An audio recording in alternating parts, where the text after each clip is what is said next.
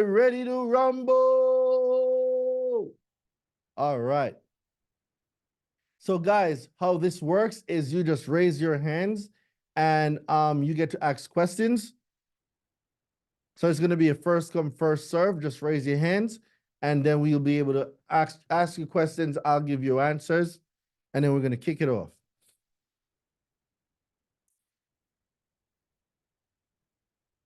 Make sure y'all are in your cameras on. Ladies and gentlemen, are we strangers? Come on, we past being strangers. Cameras on. I want to see who I'm talking to. Let me see the energy in the room. Let's go. High vibration only. Ooh, Wesley, I see you rocking your background. Okay. All right, Joe, I see you. Jamal, I see you. Okay, Wesley, what's good? What's good? What's good? You see, it's a different type of energy when your cameras are on. The energy is different. Y'all know what time it is, man. Let's go. Y'all know what it is, man. When the camera is on, it's a different type of energy, man. It's a whole different type of energy. So what's going on, Wesley? Talk to me. What you been up to? Oh man, just trying to figure out how to get back on my 2 feet. Man, let's delete the word trying. Can I coach you real quick? Yep. Let's delete the word trying from your vocabulary. Can we work on that first?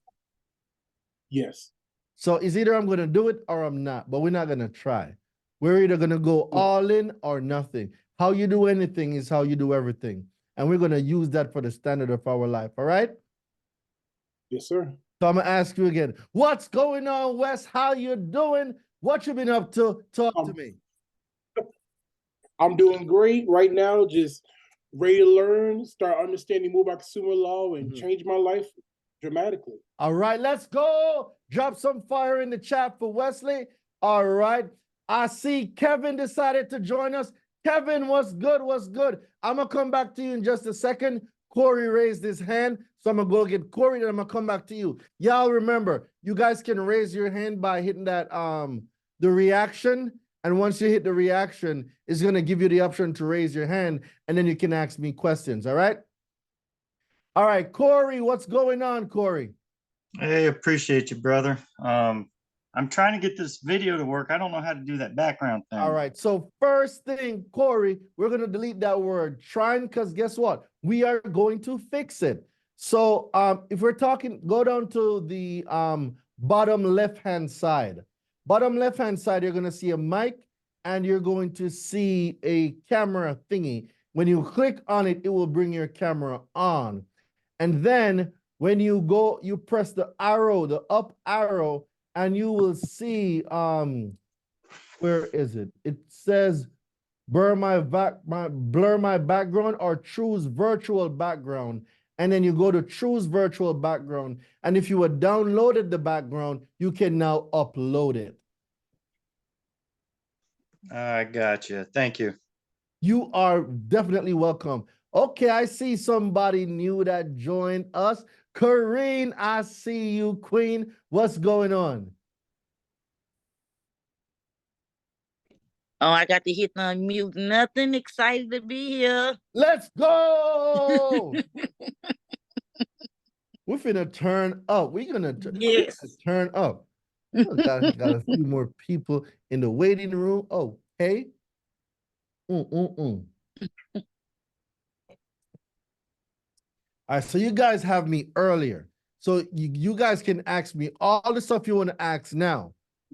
So come on, I'm here. I'm here. Pick my brain. Let's get it. You want to start with me? Oh, go ahead. Because I don't see nobody raising no hand. So let's get it. Yeah. Well, I'm excited. It's something that me and my son is doing together and my daughter. Okay. We basically looked at it as in a business aspect of it, but wanted to get started with it like personally. And I had purchased, like we purchased a couple of programs at first before we joined the university. We joined the university through James last week. Let's go. So I'm just like very, very excited to, just wanting to know, learning the laws, basically taking this here thing to another level, getting financially free, getting my kids financially free, my grandkids, friends, people around me, and we really just want to know how to scale a business, what to do, how to do it, and just really excited. We've started working on our personal stuff already. My credit, I actually tagged your page. My credit score went up 64 points. So I need a video from you. So make sure you make a video. And the reason why I want you to make a video is a couple of things. One, I want you to get comfortable making content. Content is going to make you a lot of money. Okay. You can't be the best kept secret. The best kept secret don't get paid. All right? Yeah. So I'm gonna need you making content. And the content that you're going to make is going to show people that follow you and people that see your content that, hey, this is what I do. I'm a financial literacy strategist. I am able to improve your credit through means of consumer law. These are my results. I've gotten results from me. I've gotten results from my daughter. Here goes the receipts. Listen, a man with receipts will never, ever be at the mercy of naysayers and cloud chasers. You'll always hear a lot of people talking crap online. But you see, when you got receipts, yes, you tell them to shut up. Yeah. All right. So yeah, I want you to make a video. I want you to drop it in the Facebook group. So an example could be like this. Hey, so right now, this is Corinne representing for XYZ Financial Literacy Company. And guess what? We just got 3 charge-offs, 3 late, like whatever results you got. We just got this result. Oh my God, I just started doing this a few weeks ago, a few months ago. Like pick whatever goes with you. And I wanted to share my results. So guess what, guys? If you have had collections, bankruptcies, or whatever it is, and you think that it's impossible for you to get your credit right, I'm here to tell you that's not true. I am a product of my own production. And I'm telling you that I got these bankruptcies off or I got these collections off. You can do it too. If you need help, all you need to do is text me at 1234567 and just post it. I promise you, your DMs will go crazy. Yeah. Okay. All right? Okay. All right, let's get it. Kevin, what's going on? Kevin, I see your hand up. How you doing, sir? I am doing fantastic. That's wonderful. That's wonderful. Well, I just wanted to introduce myself. I'm Kevin, right? I'm actually Kareem's son, who you're just speaking with. Really? Yes. Let's go. This is what I'm talking about. So she's right. We decided to join the university last week with James. But before that, we were listening to your videos and your stuff, and we were just taking heed to that, and we took practices into that. And like she said, her credit score went up 67 points. Mine's actually went up like 75, somewhere up in there, just off kind of removing the personal information and maybe getting 1 or 2 inquiries removed. All right. So let me tell you something. You'll hear people online say your credit score doesn't go up from removing personal information. That's not true. The highest number of points we've seen in our program, I can't remember the lady's name, but when she removed personal information, her credit score went up like 120 points. I can believe it. It is true, but because a lot of people never get the results, they think that it's not true. You can raise your credit score by deleting old, outdated personal information. It is a fact.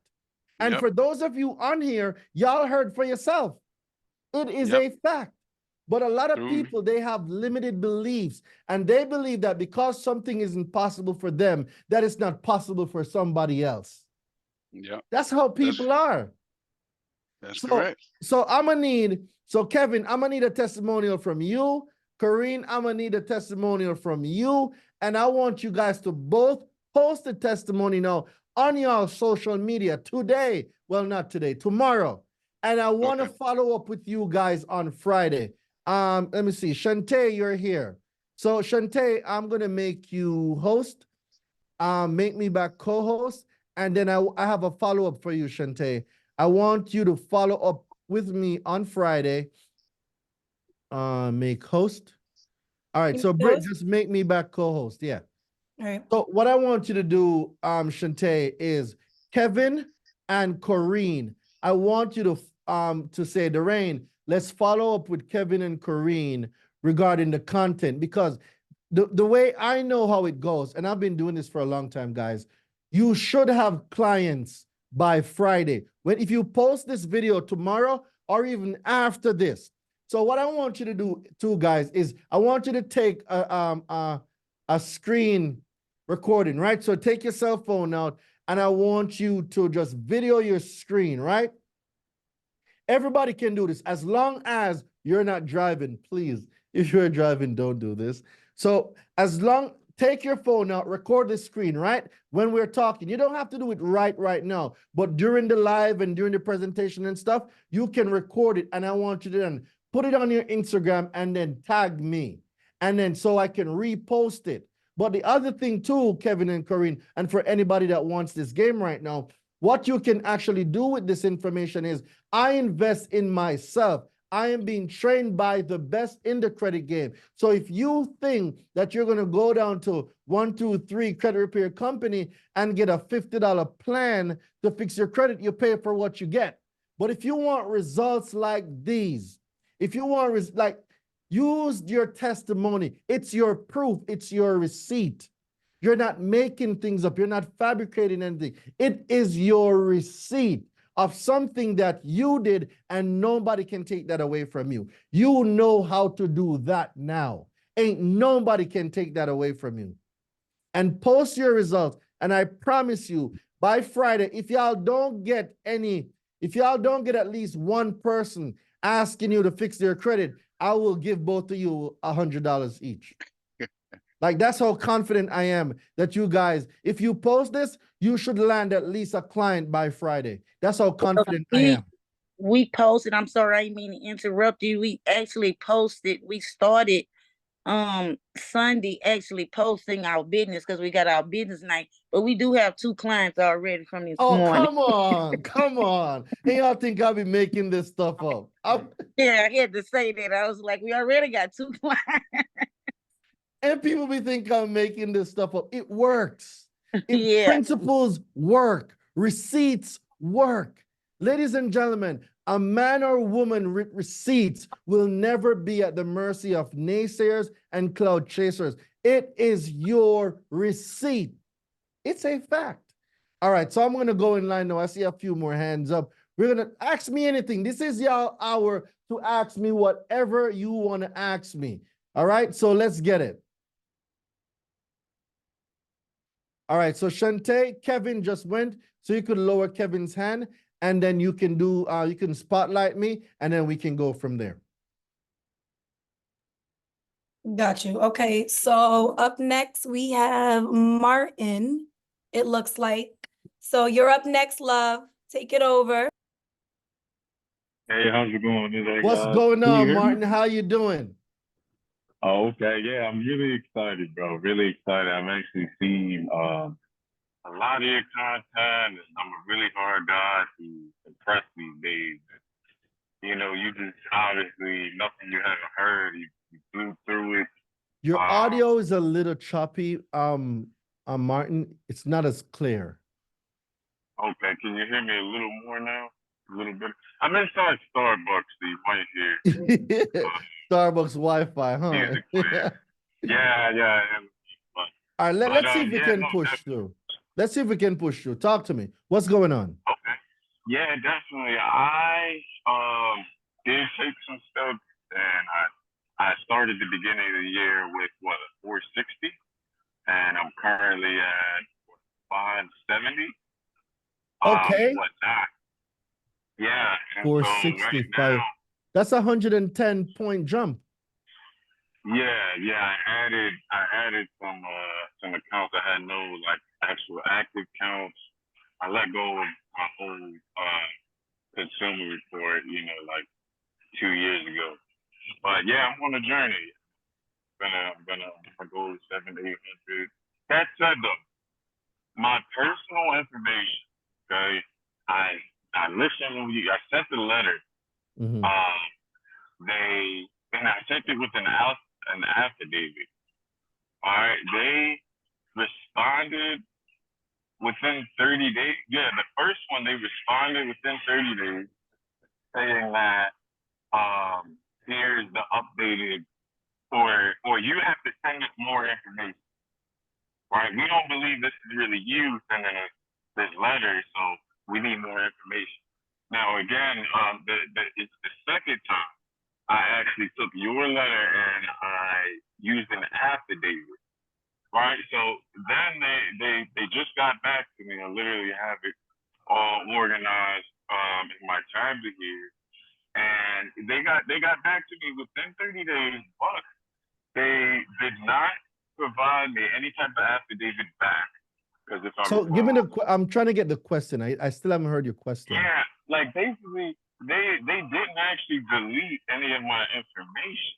All right, got you. Right, Got so you. I'm confused about how to move forward because I think that if my name is Martin, No, don't worry about it. I got you. I got you. Okay, yeah. So in today's class, right, you're gonna get the 24-hour express inquiry deletion guide. So it's a part of the homework that you guys are gonna get. Today, you guys are gonna get homework for you to run these plays tomorrow. So the homework that you're going to do is we're gonna give you guys the 24-hour express inquiry deletion guide. And in the express deletion guide, you're able to call in. So you're going to call in and there's a script already provided. And all you need to do is say what's on the script. Right? Okay. But I'm going to tell you guys a secret. Can I tell you guys a secret? Absolutely. Please. Can I tell you guys a secret? All right, come closer. I don't want nobody to hear this. Y'all need to come closer. Come closer. Come just a little bit closer. You see, when you call, if the representatives say, is there anything else I can do for you? I'm gonna repeat this. If when you're running the 24-hour play tomorrow, when the representatives say, they're gonna say either sir or ma'am, is there anything else I can do for you? This is the green light for, yo, what account do you have on here that you want me to delete? That's what that means. And when they said, oh, as a matter of fact, yes, I do.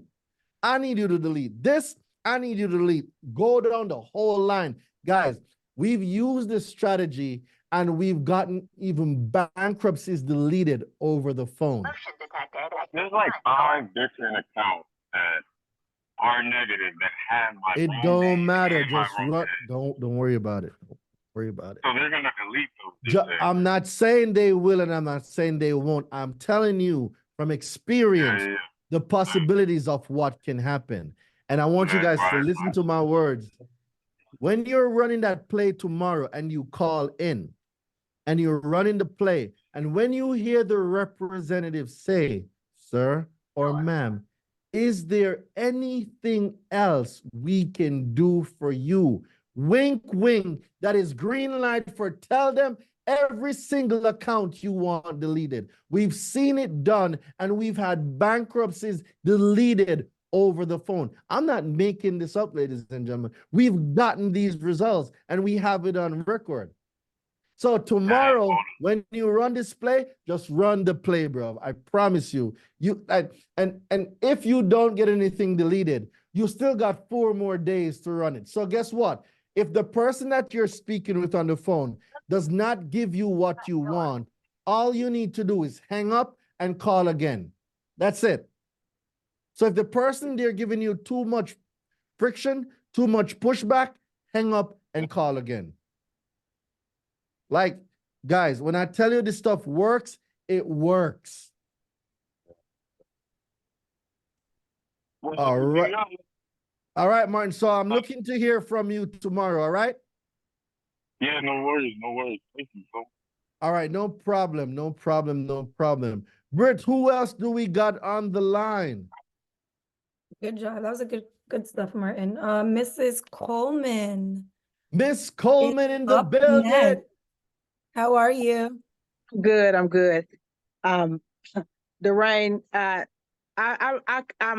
thank you for all that you do and you provide Thank you for very us. much. But now I have a better understanding since last year, and I have some clients, so things are looking up. But I ran into a crazy situation where client has a charge off from a creditor, and once I called the creditor today, the creditor told me that it was actually a charge-off collection, which is not something that's on the actual credit report. The only thing that's on the credit report is charge-off, and that's that.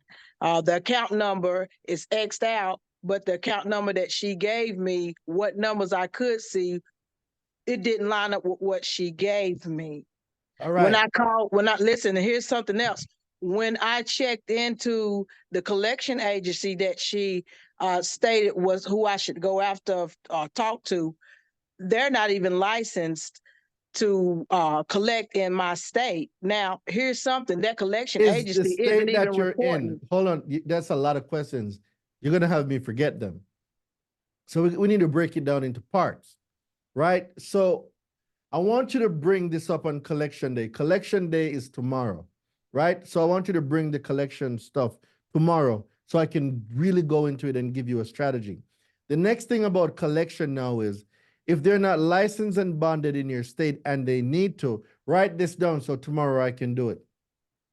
Daraine, please make a dispute letter for a collection agency that is not licensed, bonded, or have the legal right to collect in my state. Just say that. I'll know what to do. But this here agent, they're not even on the report. So they're not even reporting. But they have the account. So who's reporting it on the credit? The original creditor that has it stated as charged off. And when she told me collection, that collection is not even on the report. It's just charge off. So where did collections come from then? From the lady's mouth today. She was like, no, it's charge off gone to collections. And this was something from 2018. All right. This is a good one for tomorrow. Tomorrow's collection day. So this is what I want you to bring to me tomorrow. This is a great example for tomorrow. So this is what I want you to write down. Daraine, do you know the statute of limitation for that state? 3 years. So is your client in the state that you're in? Yes. And I'm sorry, Okay. it was 2023.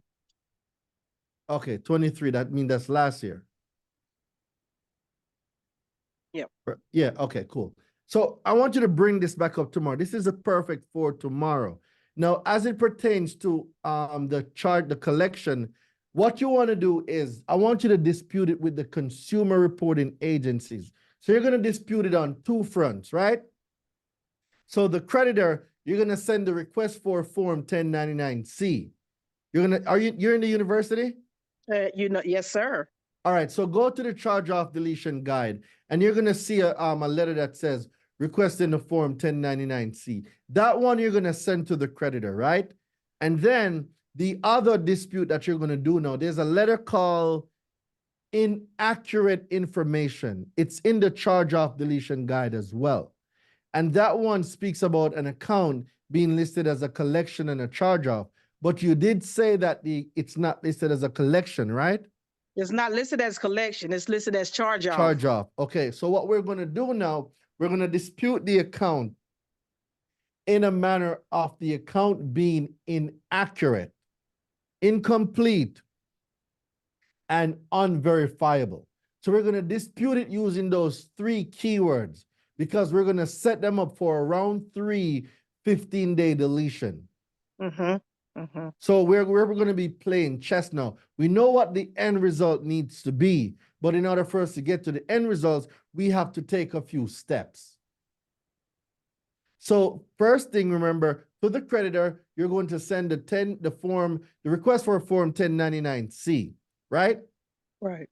And then you know 9 times out of 10 they're not going to send it. that's fine, but at least you request it. Then now, if they don't send it, what I want you to do now is tell your client that they need to get with their tax professional, right? Whoever does their taxes. And then the amount for the charge off, they need to file it on their taxes. So they need to amend their taxes and file the amount as gross or ordinary income under the other income tab. I think it's line number 10 or line number 9 on the W-2. So once they file it there, and I'll go more in depth on charge off day, which I believe is Thursday. I'll give you more, but that's just the start. So I'm giving you what to start until Thursday. I can give you a more in-depth for charge off. Now, they're just reporting, it's only being reported on one credit reporting agency, not all three that this is being reported on. Say again? This is only being reported on Equifax, not TransUnion or Experian. It's only on Equifax, sorry. That's fine. Whichever one it's being reported on, that's the one that you're going to send it to.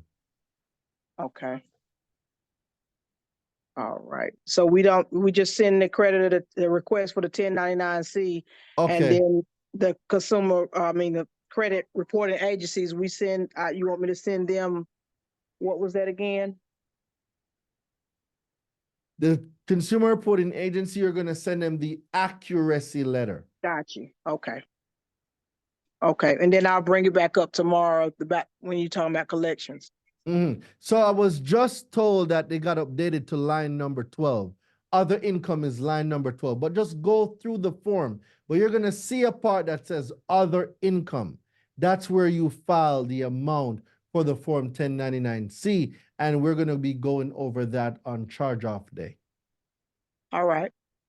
All right, so I'll go more in there, but that's how you start. Start with those two. Requesting the form 1099-C and disputing with the consumer reporting agency, sending out the accuracy letter. And then we'll go into now step 2, step 3, and then the 15-day bind that we put them in when they do that. So would it be, I'm just curious, would I even attempt to reach out to Phoenix, the collection agency, because they didn't report anything? If it's not under credit, don't mess with it. Let sleeping dogs lie. Don't get no smoke if you're not ready for the fire. 10-4. Yeah, don't start no smoke if you ain't ready for the fire that comes with it. Thank you. You're absolutely welcome. All right, Britt, who do we got next in the building? Up next we have Mr. Corey Stevens, but really quick because I'm getting questions on how to raise your hands. If you guys do have questions, at the bottom of your screen there is a little smiley face. It looks really happy like me. Click it. It says reactions and it says raise hand. Click that and it'll put your hand up, okay? Well, okay, Mr. Stevens, over to you, my love. There we go. I don't know where to start, Doreen. Appreciate you and your content, man. I guess I essentially just stopped paying all my bills for 3 months, and that's kind of where I got into trouble. So I was really looking at bankruptcy, but I don't like that idea. I've been through it once. It sounds like if I can correct these accounts and keep the history and stuff and build my credit, I can keep moving. Okay. So I'm looking for more of, I don't even know where to start. I got a couple accounts in collections and then definitely late payments and stuff. So excited to learn about that. All right, cool. And so, I picked up on some information from your videos. I don't know if this is the right place to ask this question, but I've been studying other processes like the secured party creditor. Do you know anything? Those I don't teach those. I know it. I just don't teach it because it's a gray line, and that's not a gray line that I'm willing to cross, especially if people mess the process up. It's not a liability I was willing to take on. So I leave that stuff alone. I know how to do it. I leave it alone. But as it relates to your first question, so this isn't any way, shape, or form financial advice. You have to do what's most right for you. Now, what I will say is that Guys, bankruptcy offers a reset, all right? It's a reset button that you push and you reset certain things. However, if you are able and capable of making and getting your accounts positive, do so, because there's certain things that come with the relationship with certain institutions. I would recommend that you get in touch with each of your financial institutions. Well, let's talk about the collections first. The collections are easy. The collections are on your credit. Is the collections on your credit after November 30th, 2021 or before? This is just stuff this year, January. Okay. And for the collections, did they send you any notice in the mail before those accounts I got don't placed on know, your because credit? I'm refusing to sign anything that comes from things that I know, because No, it's not about signing it. Did you see any collection notice in the mail? Because a part of their responsibility, the collection company must send you a notice, right? It's called the it covers under the no parking rule, because creditors and debt collectors, they cannot illegally park a debt on your credit without getting in contact with the consumer to whom this alleged debt is related to.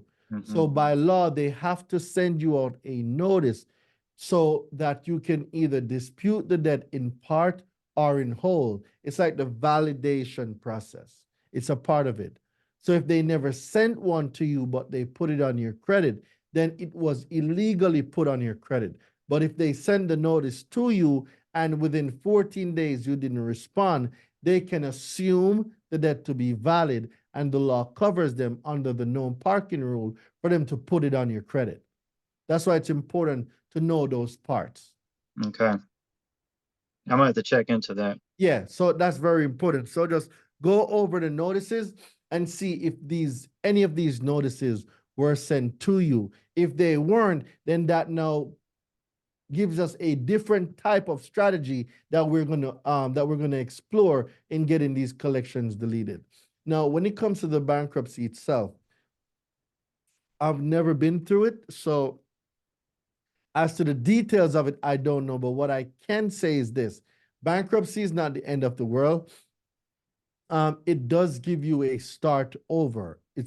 You know, when you're playing a video game and you get one free life and you're able to use it, that free life, that's kind of what it is. It's a start over, right? And how do you not make the mistakes that you did the last time? Because this is now how creditors are going to look at you. Remember now, creditors have internal systems that they use and they log information in. So let's say life lifed you and you had to file a bankruptcy. And then now, okay, they did the bankruptcy, all the accounts and the liabilities that come with them were thrown away, are thrown out. And then now, 3 years later, you're doing a bankruptcy again. Then they're going to blackball you and put you on a red flag. But if you use the opportunity now to get yourself back on track, you use the opportunity to start. There's nothing wrong with paying your bills. And if you're not able to pay them, guess what? Call the institutions and let the institutions know, hey, I'm going through a little bit of a rough patch here. Let's arrange some form of payment, our payment plan, so we can get these accounts current. So for the accounts that you currently have, you don't want to lose the years and everything that goes with it, right? So that's the question I really have, though, is I'm more of an investor. I've got offshore stuff. It's just something that kind of happened to me, and I'm going to be looking for more funding for investments. So in my mind, it's probably not good to do the bankruptcy, because I need the credit history and age of accounts and all that stuff. Correct. So what I would do is the accounts that are currently present or that are current but have negative items on there, I would work with the creditors on getting those accounts back positive. For something like the late payments, tomorrow you'll be getting not tomorrow, tonight, after class, you're going to be getting the late payment deletion guide. I'm going to go through late payments today. All right. So you're going to see how you can delete your late payments. If you got multiple inquiries, I'm going to go through that today as well. I'm going to go through cleaning up your personal information. So the low hanging fruit, we're going to get those first, and then we move into the other things. So you can delete the negative or derogatory terms on an account and maintain a positive account. You can do that. And that's what we're going to be going through this week. If you have an account, it doesn't mean that you need to delete the entire thing. Maybe you just need to delete the late payment. Maybe you just needed to delete something about this account and make it positive. You get what I'm saying? Yeah, now I did a round of credit card funding last year and got like 5 accounts with 0% interest for a year, and they have no history. 2 of those have gone to collections already, and one of my strategies was thinking about letting the rest of those go to collections and then getting them removed from my credit. Would I still be able to get funding later, or I'm still... It being removed from your credit does not take away the internal system that they have of owing the debt. You do not want to be blackballed. I don't think you're hearing the words I'm saying. Like they have, so the credit is one thing. Remember, Experian, TransUnion, and Equifax, those are just 3 of hundreds of consumer reporting agencies. We're not talking check systems. We're not talking all the other banking consumer reporting agencies that they have. So even though accounts might not be on Experian, TransUnion, and Equifax, but I still got denied because they are using other consumer reporting agencies. And we're going to go over that today. But what I want to say to you, Corey, is that I want you to maintain a positive relationship because that will benefit you in the long run. It's like you running off with a bag. Because if you run off with a bag from me, and then you run off with a bag from Wesley, and then Ken, we're going to say, this dude just ran off with a whole bag from us. And I'm going to tell all my friends. So now if you go to Eve, and Eve is my friend, and Eve already know the scoop that, Corey ran off with Darain's money and didn't even pay him back. And you go to Eve, I'm in a bit of a bind. This is what I'm looking to do. Eve is not going to lend to you. Best believe these banks have internal systems. That's why relationship is so important, because relationships will get you the bag. Okay. But if you get the bag and then you disappear and then everything went to collection, you are putting yourself as a target and you will be shadow banned. That is a fact. A flag will go on your social, or a flag will go on your social plus your name. I've seen it. And at that point, it's too hard to correct? Very hard to correct. Because no, we're talking about cleaning internal systems that you don't have access to. Okay. See, my background is I was looking into discharging debt and all that stuff, just to give you a little backstory of kind of where I'm coming you from. don't want to go down that. You do not want to go down that rabbit hole. You can do whatever you want, right? You can do whatever you want. You're a grown person. You do not want to go down that rabbit hole. Once you get on these lists, you are on these lists. And it makes it, so in that sense, it also makes it harder to do global business as well, right? Because then, Corey, you're putting yourself as a high risk candidate, not fundable. Okay. That's not going to benefit you at all. What will benefit you is extensions of credit, increased lines of credit. And banks do that based on relationship. They want to know, if we take these funds and give it to you, you can demonstrate the ability to pay it back. Mm-hmm. When you don't pay it back, now we got a problem. Because now I'm going to tell all my friends that you are a high risk and nobody's going to lend to you. So you might clean your profile all you want, but as long as your name and your social goes together, you will be flagged. I've seen it. All right. So I hope that was of some help. I do got to take the other questions, Corey. Thank you. Yeah, no problem. All right, Britt, who do we got next? Okay, up next we have Miss Artrice Lolas. Did I say that correctly? Artrice in the building. Ortiz, Durain. My bad. I could have sworn there's an R somewhere. Hold on, where's your name? I could have sworn I saw an R. Am I bugging out? Artice. R There's- in Artice? There's Artice. no R? Artice. Oh, it's before the T. The Yes, rain. Oh my God. after the A. It's after the A. Golly. I got you, Artiste. I got you. Period. Okay, so now I sent off a validation letter to a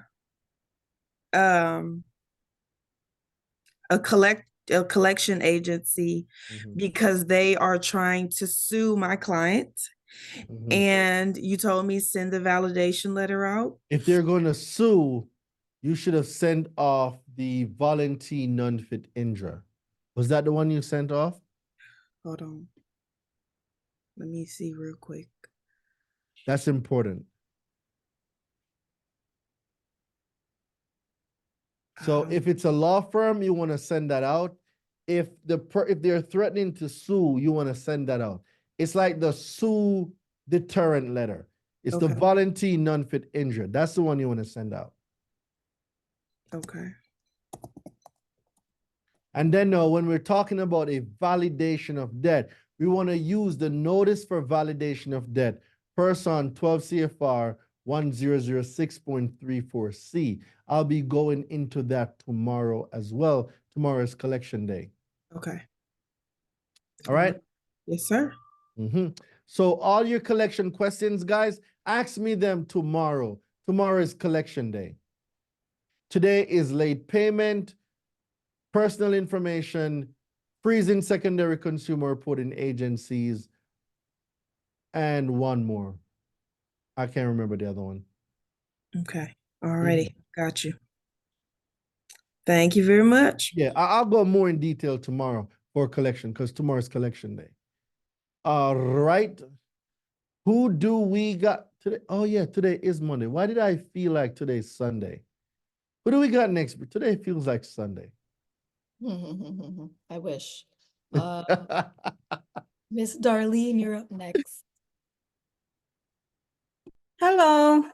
Hello, Queen. How are you? It's a pleasure. The pleasure is all mine. All right, so I'm having some issues. I just started and I managed to get some student loans taken off. I'm repaying my son and that's a win.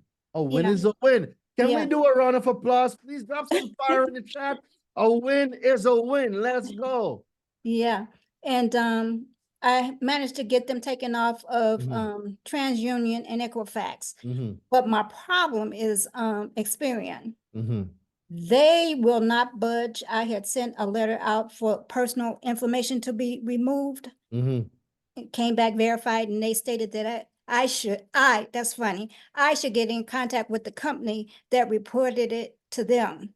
And then I wanted to know how to address when it states included in bankruptcy, an account. So you're disputing an account that was involved in a bankruptcy. Yes. And then Experian didn't want to remove the personal information. They're saying you should contact the creditor. Okay, cool. So there's a few ways you can delete personal information. One, you can delete it over the phone by using what you're going to get tonight for homework. It's called the 24-hour express inquiry deletion guide. You're able to remove personal information and a lot of things with it. The next thing is, if the account is with a particular creditor, all you got to do is call the creditor and let them know, hey, the information that you are furnishing to whichever consumer reporting agency is outdated. I need you to delete the outdated information from the report that you're reporting to Experian. Let's use as an example. My current and updated address is this. So when you give them an updated address, you tell them to delete the old information that they were reporting. And then now, when you call into the consumer reporting agencies and they ask you, hey, you should contact the creditor, I have updated the information with the creditor. So this information that you are seeing is outdated and should not be there. And they might give you a rebuttal. Then you say, hey, I would like to know, write this down, please. I would like to know, person 15 USC 1681 I6B3, what procedures you are using to verify the accuracy of the information that you are reporting. Also, I would like to know the Metro 2 standard and compliance that these institutions, like whoever that supplied them the information on you, are compliant to when reporting, and what compliance procedures they are using when they report this information. I failed to inform you that the address, I got a return letter stating that it was the wrong address. So I triple checked the address. For who? For it's Department of Education. Oh, And so how they verified it then? So that's, how they verify the information? That's what I want to know. So now you go into, so you're gonna have to catch this recording. So now you're gonna send a copy of the return receipt, that notice of undeliverability. Mm-hmm. You're gonna send a copy of that with your dispute letter, and you're gonna let them know, Experian, you are providing inaccurate, or whoever it is, you're providing inaccurate information. The information listed on the consumer report that you furnish states that if I need to dispute something, this is the address for this person that's reporting the information. I have sent dispute to the address. The letter comes back as undeliverable, i.e., the information you are furnishing is inaccurate. So if the information you are furnishing is inaccurate, how can you verify or validate the information from said creditor when the information provided is inaccurate? You are reporting inaccurate information, and I demand that inaccurate information be deleted. 15 USC 1681 I5. Okay. Right? Mm-hmm.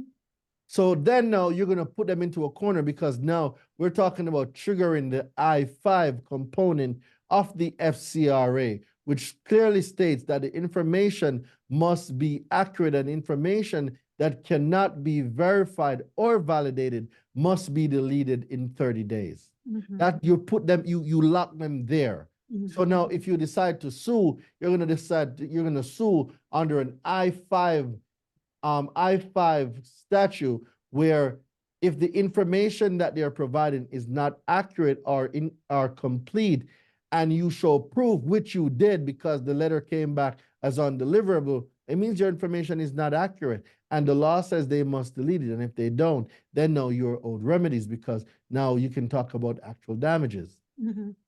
Mm-hmm. Okay. Thank you so much. You're absolutely welcome. All right, who else we got on the shizzle? Oh, remix. We got a few people next.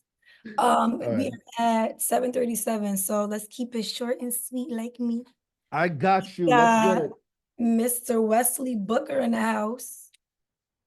All right, Wesley. So I had a quick. So I guess I'm trying to understand. You can delete student loans and auto loans, correct, off your report? Yes, you can. I'll be going over that this week. Yes. Okay, I'll wait till we get to that part then. Thank you, sir. No problemo. All right, who do we got next in the building? Wesley, I like that. That's just short and sweet, and you delivered. I like that. Next up, Mr. Ken Hurd. So Ken, what's going on, my guy? I think you're still muted, King. Okay, yeah. Hey, how you doing? Good afternoon. Doing great, good evening. man. Thank you. How everyone else is doing. So I kind of got a two-part question. One of them I'm sure you'll be touching on tonight. So for my mortgage, I have a couple documentations that is coming in with the incorrect middle name on those documents. Now, is it just as easy as just clearing up the personal information and then they'll correct it on that side? Or do I need to call them and have them correct that? Because documents are already signed. I mean, what I would do is I would go to a contract lawyer. Because if the name on there is not your name, I'm not wondering, are you legally Right. responsible for that contract if it's not you that's on there? So before I give you any crazy ideas, I would recommend you go find a contract lawyer and go find out if the name is incorrect, it's not your name. Because if my name is not on this document, it's not me. Right. Now, I'm not saying that it is or it isn't, but it's worth exploring. Even if it's correct on most of the other documents, that's something I should still explore, correct? I would. I would. I mean, it doesn't hurt. Yeah, it's going to cost you some consultation, but shit, what if the contract law states that the person that is being addressed or that's liable for the contract must be addressed in entirety or in full or in part and not in part? Well, if it's you, like if it's Daraine Anthony Delavante, I don't know a Daraine Anthony Delavante. It's not me. Right. There's people with the same first name and same last name. So if there's a Daraine Anthony Delavante, I don't know who that is. I'm Right. Daraine Quashawn Delavante. I don't know an Anthony Delavante. So now I need to know if this contract is binding. But the only way I'm going to find that is I need to get some counsel, which I would pay to get that counsel because shit, I want to know. Agreed. All right. So then that'll lead me to my second question, which you may touch on this week. So with my mortgage, so the company that I originally signed with, they handed me over to another mortgage company. Now, based on consumer laws, that consider fraud. Yes and no. It's two parts to it. It's fraud if the company that's attempting to collect has no legal right to collect. And what that simply means, if the company that's collecting, if they're not the holder of the deed of the mortgage and the note, right? If they're not holder of the mortgage and if they're not holder of the note, they must be holder of both the mortgage and the note to legally be able to collect. If they're a holder of the note but not a holder of the mortgage, there's no legal right. If they're a holder of the mortgage and not no holder of the note, there's no security to enforce. You know what I'm saying? So this goes back to now you're going to have to get some legal on this because you could be potentially in a free house. Right. Okay. Too easy. Appreciate your time. Right? So explore these and get the right legal advice. It's very important because you might be sitting in something, bro. You could be. Right. But you're never going to know because what? You miss 100% of the shots you don't take. For sure. Right? Remember, the mortgage and the note must travel together. If there's a separation between the mortgage and the note, the mortgage is the security interest. The promissory note is the promise to pay that security interest. When they are separated, they are not enforceable. They must be together to be enforced. So get with legal and find out, get a chain of custody and ask and do a demand and find out if the mortgage and the note is separated. All right, bro? Yes, sir. Appreciate your time, man. Thank you. Let's get it. Let's go. All right. Who do we got next? Up next, we have Eve. Eve, can you hear me? Oh, yeah, there she go. Can you loud and clear? Thank you. Loud and clear. Let's get it, Eve. Hi, how you doing? Amazing. Sensational. How are you doing? I'm well, I'm well. That's good. That's good. So the question that I have, I just had a collection on my credit report. which they send me a message to settle for half price. No, not doing that. I want you to save this because we don't have enough time today. Tomorrow is collection day. I want you to save this. I want you to save, because I got some juicy answer for you. I want you to save this for tomorrow. Okay. All right. So somebody's asking a question that I'm going to address. This is Q&A. This is Q&A. The first hour, because you're either VIP or Ultra, or you're in the university. The first hour is Q&A. Lesson starts at 8 p.m. That's when the lessons start, just so everybody know, so we're on the same time clock. So collection, I want you to ask me that collection question tomorrow. Tomorrow is collection day. Okay. So I have another question. I'm not sure, if it's the right time to ask for it.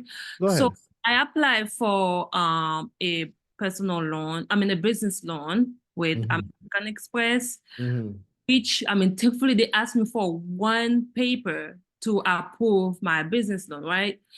And then, but before that, I had to credit card with them because of high balance that I carried. And then they sent me warning. They told me if I pay such amount toward the credit card, they will keep, my amount as it is. If not, they will reduce it. So I did not pay, and of course they decrease it. So because of that, I wasn't able to approve for the business loan that I applied for. Yep. So which I was able to call them after that, the credit card company. So I spoke to them about the situation. I challenged them, and then they say, okay, if you make $400 toward that such credit card, we'll be able to put it back to where it was, which I did. And then they said it would take 30 days to get back to where it was. You good.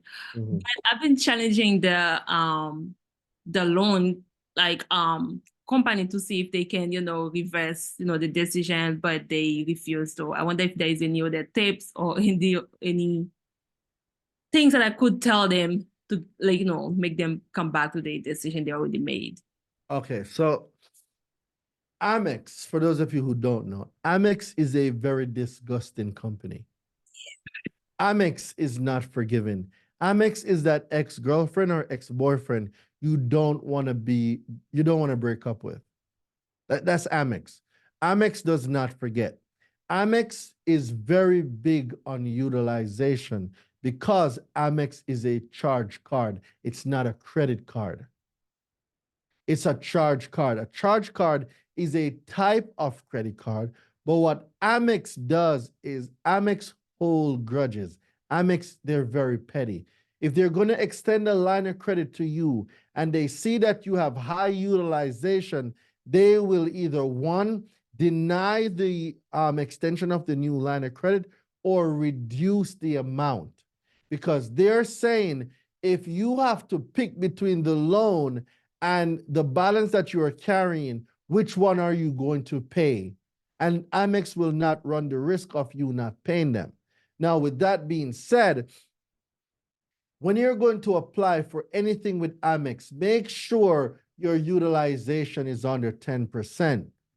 Do not apply for any Amex products with utilization over 10 or 20%. Don't do it. Amex want to know that whatever you use, you are able to pay back off at the end of the month. Amex are net accounts. The Amex credit cards, they are net accounts. Net means a net 30, right? So if you get it now, in 30 days, you need to pay this balance off in either 2% or in full. So in terms of the adverse action that they took, this is what now you have to visit your terms and agreement, because in your terms and agreement, if you agreed to them being able to do that, then it's something that you agreed to inside of a contract, right? If not, if adverse action was taken against you because of inaccurate information now on your credit, that's a different story. So if Amex say, hey, pay $400, keep low utilization, and then we will increase back the line of credit, that you're going to have to do it. Or you can, it's not what you say, it's what you can prove. The other option would be discrimination, right? 15 USC 1691.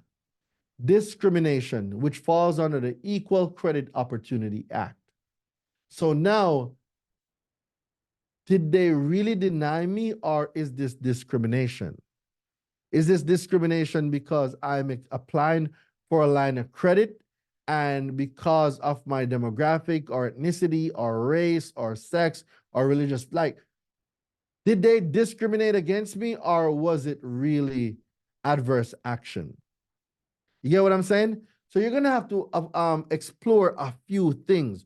But what I will tell you based on experience with Amex, because me and Amex, we're not friends no more. We're not. Because Amex is very petty. And worse, guys, Jesus, I can't stress. If you change your banking information, make sure that Amex is one of the first cards you update. If you miss that 30-day, best believe that you run the risk of having the extension or the line of credit cut down to half. And if you miss it for 60 days, best believe they will close the account. And if you miss it for 90 days, that account is going to collection. Amex is not one of those credit card companies that's forgiven. They are not. So be very mindful when you apply for Amex products. All right? I know that was a lot, but I promise you, Amex and I, we got beef, and I'm telling you stuff that I know personally. I appreciate you, man. I know you will come with some gems, and that's the main reason I just applied for this 5 days challenge. Everything you said, I told them that I even challenged to speak to manager, supervisor about it, and then all the guy was saying, "Oh yeah, you're right. I'm going to, notate that, for in the future." I'm like, no, I don't want that. I got you. It's I'm not gonna give you a strategy right now. Well, you can't. So for 3, I know you need it now, but sometimes you just gotta make do with what you got. Yeah. Use the account for at least 3 months, paid off in full. Use it, paid off in full, or pay it down to 2%. And you do that for 3 months. And then now go to the reconsideration line. Ask them to go to the reconsideration line. And when you go to the reconsideration line, you let them know that, hey, I would like the account amount or limit be set back to its original limit. And what they'll do is they'll go back in your profile, they'll take a look at your reports, and they're going to look at your report. It's going to be a softball. You're going to take a look at your reports, and then they are going to say, okay, we've seen that you've been diligent with your payments for 3 or 4 months, whatever, but they need some history to go off of. And then when they go off of that history, they may raise back the limits to its original or give you an increase in limits. If they don't put it back to the original, they might bring it up 25%. But you would have to go to the reconsideration line, and you want to demonstrate that you are capable and able to manage and pay off the limits that you use. All right? Perfect. Thank you so much. You're absolutely welcome. That's another way to get around Amex. All right, Britt, who do we got next? Up next, we have Anthony. Anthony! Hey, Dorian, how you doing? I am great, brother, man. Blessed, very happy that I'm speaking to you. What's going on, brother? Everything good. Just want to say, I have a question, but I just want to say thank you because of your help. One of my companies, basically on our way to a 6-figure a month. So Let's I just go! want to let you know, but to everybody here that it's possible. Just put everything in practice and do what you have to do. All right, that's amazing. So hold on, Anthony, hold on. Please, may I have a testimonial inside of the Facebook group, please? Yes, of course. You want me to record a video or something? Yeah, please record a video and just drop it inside of the Facebook group. It will help us tremendously. Thank you very, very much. Not a problem, bro. Not a problem. I have a question. I have a customer. She went to a hotel, right? And then they set up a meeting and stuff like that. And they set up basically illegally make her sign up for a timeshare contract. and illegally because they said nah that it's not a timeshare and blah blah blah, and then basically it's completely illegal. So, but on everything on your course and everything, I don't see anything that to address that. How do you recommend me to address that part? So timeshare is more contract law than anything else, right? So you want to find in the contract what was promised. What did they say their end of the bargain was? Gotcha. Because 9 times out of 10, what they tell people that they're going to get is not what is given. That's a breach of contract. If you promise me that I will be able to get this, this, this, and this, but then I can only get one thing, or I can't use the timeshare as I need it, that's deceptive marketing. That's deception. And the contract, you can use that to null and void contracts. Got it. They The also next thing they is, also, there's okay. one more. You need to find out what made your client sign. What did they tell her? Did they tell your client that it was a timeshare? That's very important, because if they didn't, that is deceptive. You get what I'm saying? Yeah. Did your client fully comprehend what he or she was signing? Where is the contract? Request the contract. Yeah, they did not. They also on the presentation, they did not tell them that it was a timeshare. But On then the presentation, it was they got locked another. into a timeshare. Yes. That's deception. So this is contract law. You want to get in touch with an attorney that specializes in timeshare or contract. This is deception. And I've seen it many, many times. That's how she's going to get out of the contract. Okay. Perfect. Yo, it's on the credit report. Also, we can try to take it off as a credit report, but it's probably going to be a little bit difficult, no? No, not really. The account deletion letter. Look in the university. You're in the university? No, I text you about that. We're talking private. Okay, don't worry about it. We're gonna get you right. Emil C. Anthony, get in touch with Anthony Emil. Then when you get into university, Anthony, look for it's called the account deletion letter. That letter was made because of a friend of mine that had a timeshare. I made that specifically for a friend that had a timeshare issue. Okay, perfect. All right? Thank you. Yeah, no problem. All right, who do we got next? Okay, we have 4 minutes. But right, we finna get it. We're gonna get it. So we got it. We got 2 minutes and 2 minutes. So right now we have Mr. Devontae Pendergrass, like Teddy. Devontae! Hey, what's going on? What's going on, brother? Man, not much, man. Just trying to get this knowledge. So I'll make it real quick. So I had an account, and it was my account, and I closed out of it. I used it for a short period of time, and then I ended up closing it out. It's on my profile, my credit profile, and I was wondering, like, if I was to get that removed, like, would it benefit me, or? It depends. What type of account is it? It was just pretty much a charge card account. Like I closed it in good standing. The only reason why I want to delete it is because it messes with my history on my credit. It dropped my history down. Yeah. So when you close an account, it does more harm than good. When you close an account, you are going to lose everything that came with it, and nothing being reported. It's just going to just be there. If you delete it, yes, you remove the burden of it from your report. But also, if it was adding to the mixture of account and then the age of account, just keep in mind that by removing it, you run the risk of your scores dropping at first, because you're removing history and you are removing age by deleting the account. So keep that in mind. I think it'll benefit me because it was a short period of time that I had it. Only had it for like. Okay. So now it's adding to your mixture of credit. It's adding to the volume, and it's gaining years or age.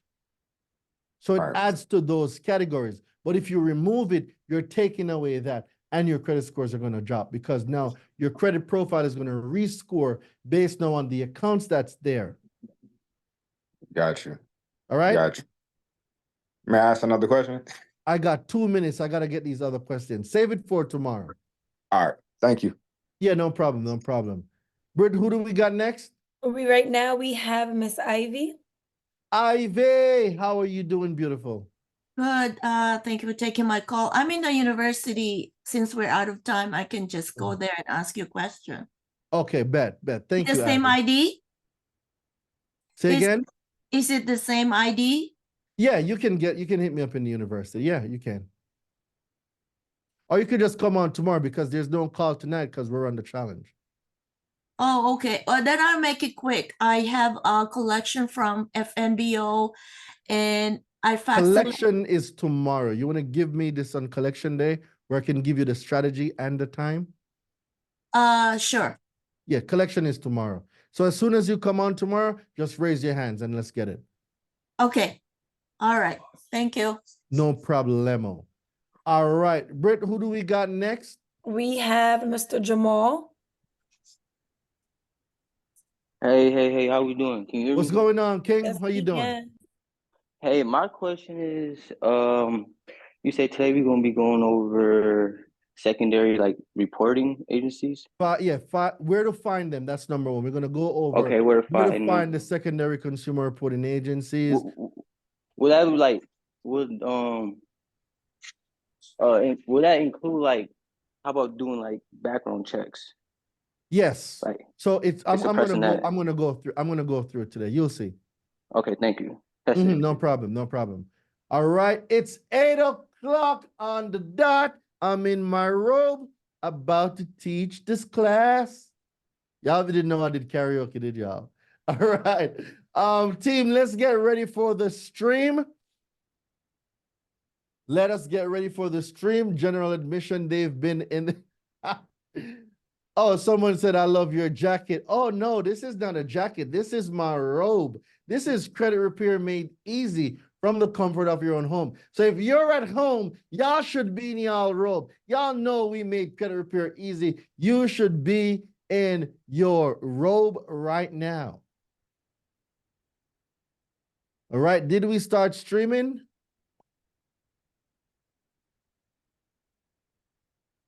All righty.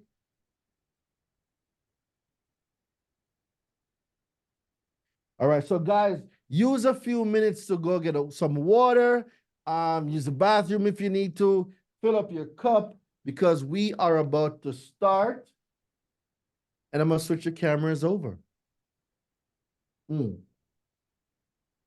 So while I'm doing that, real quick. So Bear and Britt, I want you to do two things for me. One, the first thing is I want you to off mute everybody so everybody can tell general admission what they've been missing. And then when we start, I'm going to ask that everybody, we're going to put you guys on mute because we don't want the feedback to disrupt the lesson. All right. So two things, Britt and a Bear, over to you. You guys can off mute everybody. Let them tell general admission what they've been missing. Bring that Corey. Y'all missed that fire. You in the right place. Guarantee. So they can tell us what we missing. Water. A lot of useful information is there. The rain provides it. Put the rest on. Good job, man. Thank you. Stand up. Come on, finish him up. Y'all missing exclusive conversation with Dwayne. To be able to ask live questions. That's for me. I don't even want to be in another relationship. I just want to ride it out with Jesus. Yo, But I just want to spend to the ones all that right, are I'm in on a job. relationships. Yeah, I'm not feeling no more. To be in a relationship, just be.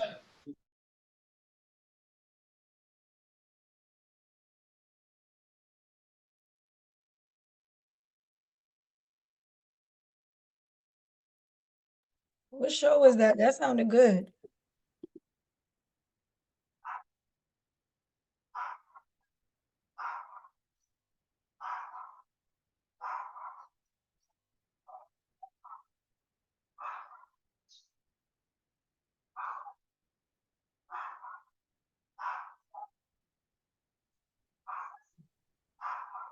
Audio check 1, 2. How do you read me? Do you read me? Loud and clear. All right, team. So let's just make sure that we do the mute also, we don't get any feedback, and we're about to kick this off right now.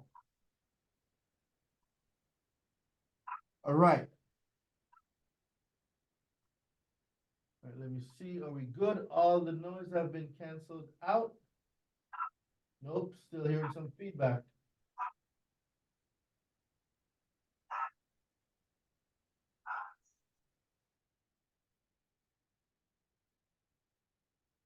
Sweet. All right, let's get it.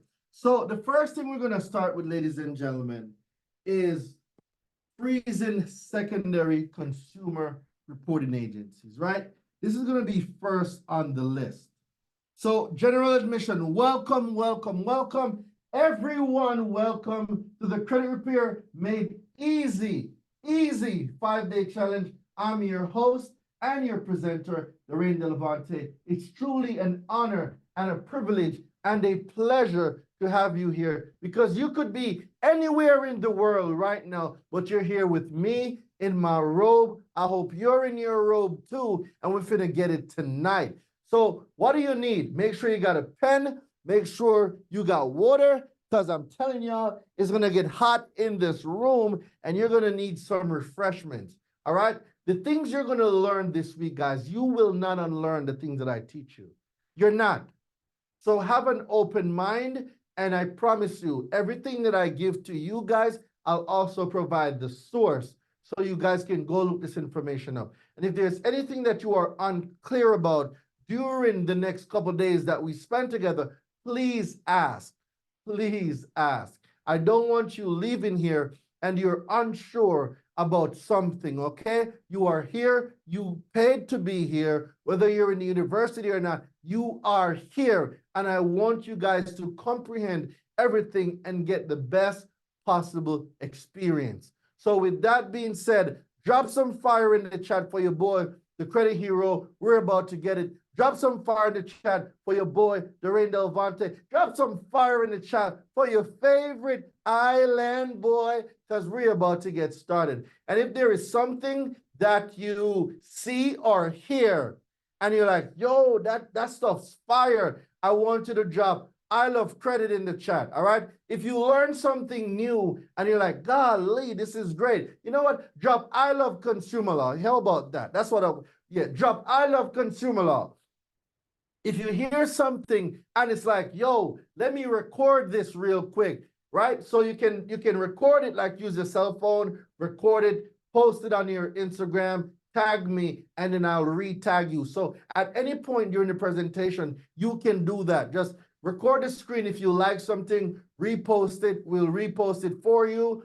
If you see something that, yo, Lorraine, that just blew my mind, just drop in the comments, I love consumer law. All right? So we're going to get it. We are about to get it. So the first thing we're going to talk about is secondary consumer reporting agencies. A lot of you use the word credit bureaus. Guys, credit bureaus do not exist. A bureau signifies a government agency. Equifax, TransUnion, Experian, Innovis, SageStream, ARS, CoreLogix, check systems, they are not credit bureaus. They are secondary consumer reporting agencies or consumer reporting agencies. That's it. Please, no credit bureau. Somebody drop in the chat for me. No credit bureau. There is no credit bureau. Let's drop that in the chat and let's get that out of the way. So when you dispute an item, ladies and gentlemen, when you dispute, right? So when you dispute with Equifax, Experian, and TransUnion, Equifax, Experian, and TransUnion, when you send them these dispute letters, right? What they do now, they take this dispute letter and they have a system called eOscar. And eOscar, it communicates with other consumer reporting agencies. So they send codes, right? They send codes via eOscar, and eOscar sends these codes to these entities, to verify what you just sent. So they'll send them to LexisNexis, Innovis, CoreLogix, ARS, Check Systems, CS's Check Systems. They'll send them to all of the consumer reporting agencies, depending on what you need. So when you dispute a negative item on your credit with the 3 consumer reporting agencies, like a late payment, a collection, or a charge-off, your main objective is to highlight inaccurate or incomplete or unverifiable information. So what they do now is they send your dispute letters down to these secondary consumer reporting agencies.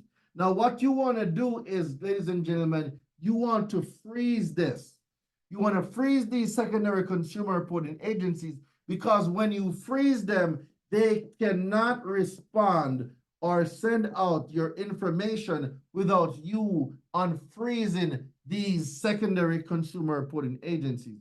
So some of you right now are saying, Doreen, that's great, but where do I find these secondary consumer reporting agencies? Where do I find them? All right, I'm going to show you where you go to find them. So what you want to do,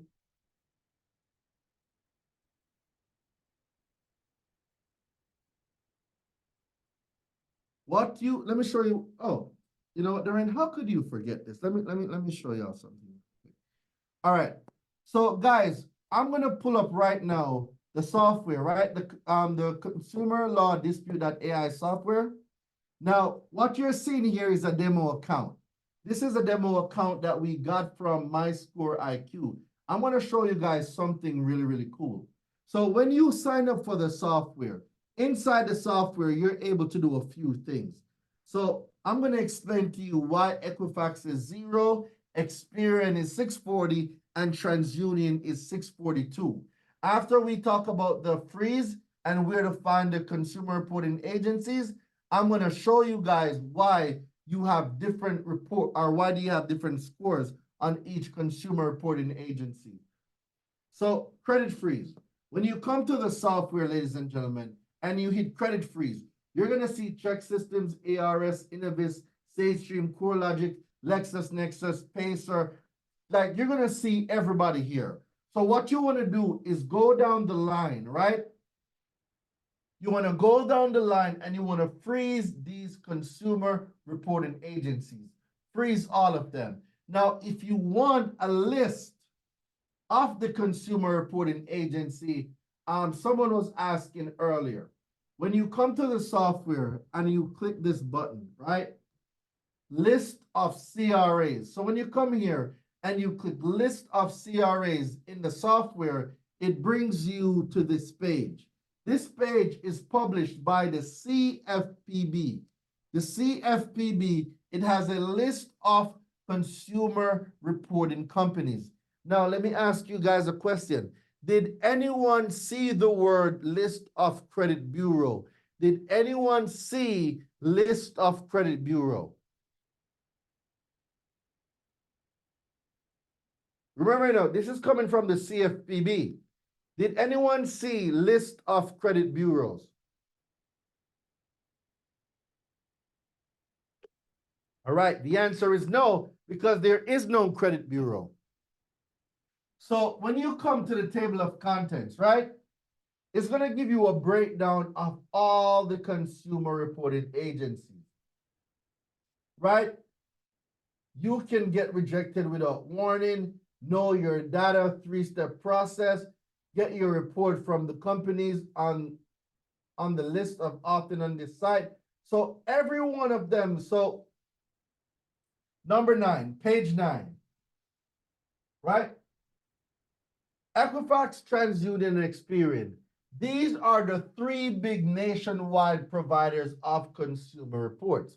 So for those of you that don't have the numbers for TransUnion, Equifax, and Experian, this is where you get their information from. So as you can see, it's giving you information here. This is the number for Experian, TransUnion, and Equifax, all right? So you guys can do a screenshot, or you could write a picture or take a picture or whatever you want to do, right? So it gives you information on what the different things that you want to do. So as a credit repair business owner, you need to be familiar with this document. Now, let's say that you're a tenant, or let's say that your client is a tenant and they're looking for housing and they got denied. Well, you need to know which consumer reporting agency denied your client for tenantship. So then if you go down to tenant screening, it's going to show you a list of all the real estate or the tenant consumer reporting agencies. It's going to give you the list of them along with their phone numbers and their address. So as you can see here, these are the ones that are used for tenant screening. These are the tenant screening consumer reporting agencies. All right, let's go back up. If you are going for utilities, right? If you're going for utilities,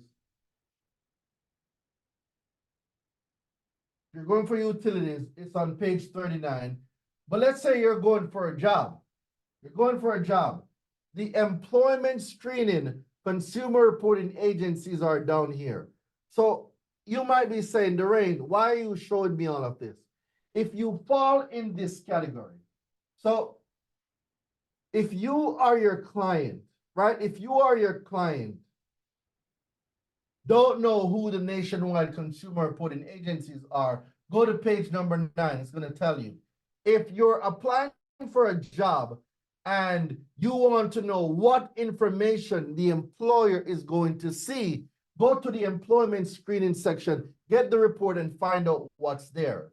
If you are a tenant, or if your client is a tenant and you're looking to get an apartment or a home or something like that, go to page 20.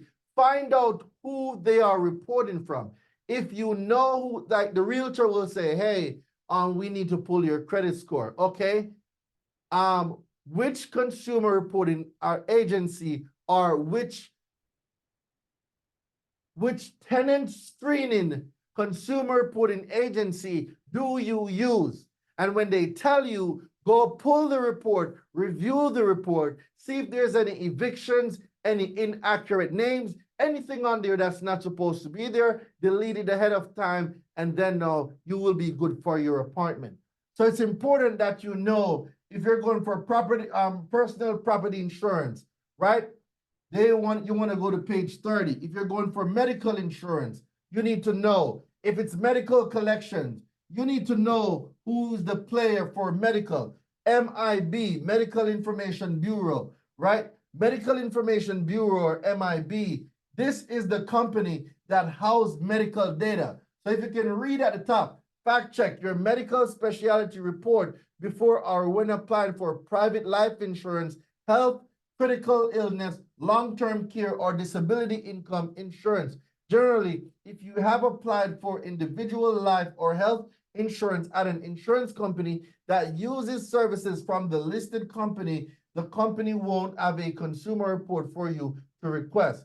So basically, ladies and gentlemen, MIB collects information about your medical condition and hazardous avocations with authorization. This word here, authorization. Guys, they have your information and you didn't even authorize it. So that right there is cap. They are lying. But this is how you go into this consumer reporting agency and get stuff deleted. So if you've ever been denied for life insurance, it's simply that there might be information in the medical information, MIB, Medical Information Bureau. There might be something there that you didn't know, and because of that information, you got denied for your term, your whole life, or your IUL life insurance. So it's important that whatever you're going to do, I'm going to get an apartment. Okay.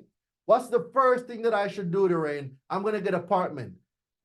Go visit the tenant screening consumer reporting agencies to see if there's anything negative on my credit. So I hope that makes sense. All right. So now that you know where to go to find this, I said it earlier, but I guess someone may have not heard me. When you go, or when you decide to fix your credit, the first thing you want to do, ladies and gentlemen, is freeze your credit. You can do that in the consumer law dispute.ai. You come here and you hit freeze credit, right? Or credit freeze. There is check systems. Go to check systems. Fill this out. As you can see right here, place a freeze on the report, right? You go over to ARS. ARS is going to tell you, fill your report. So they're going to say, who is doing it? Okay, a consumer. I agree. Continue. Freeze the report.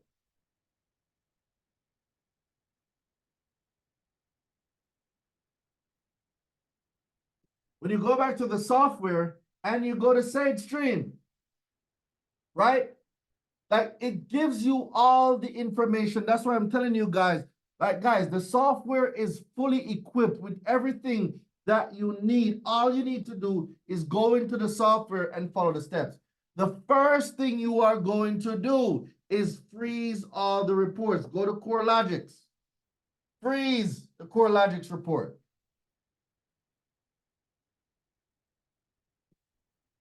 Who do we got next? Go to LexisNexis. Freeze the LexisNexis report. So go into the software and go to credit freeze. Once you go to credit freeze, ladies and gentlemen,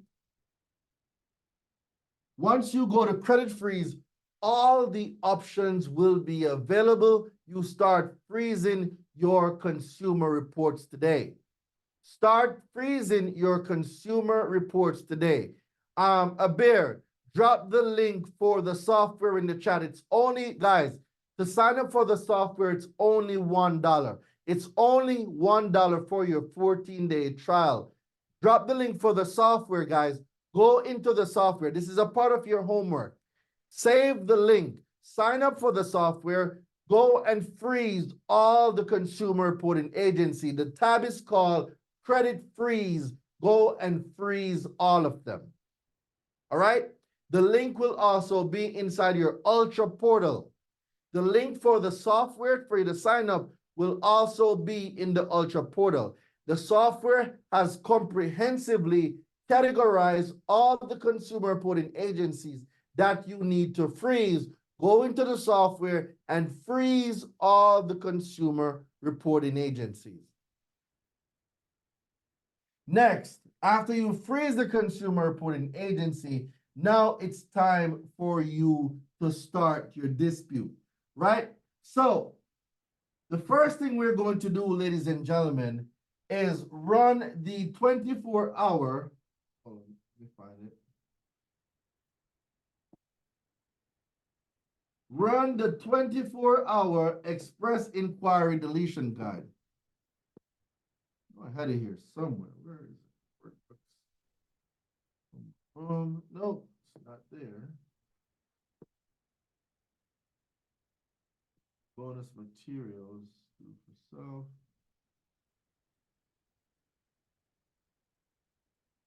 All right. So you will be getting this tonight. Ladies and gentlemen, I cannot stress to you enough the amount of accounts we have gotten deleted using this script. It works, it works, it works. So what you're going to do is you're going to run this play. You're going to get this item tonight. If you're in Ultra, if you have Ultra, just go to your Ultra portal. This is inside your Ultra portal. It's going to give you the number, and it's going to tell you exactly what to say. Your homework number 2. So homework number 1, guys, write this down. Let me pull up a screen here. So we're on the right track because we all need to be on the same track.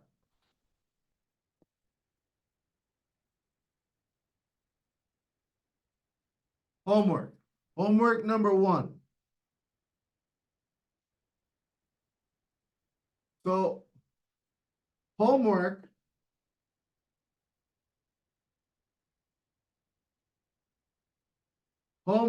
number 1. Freeze consumer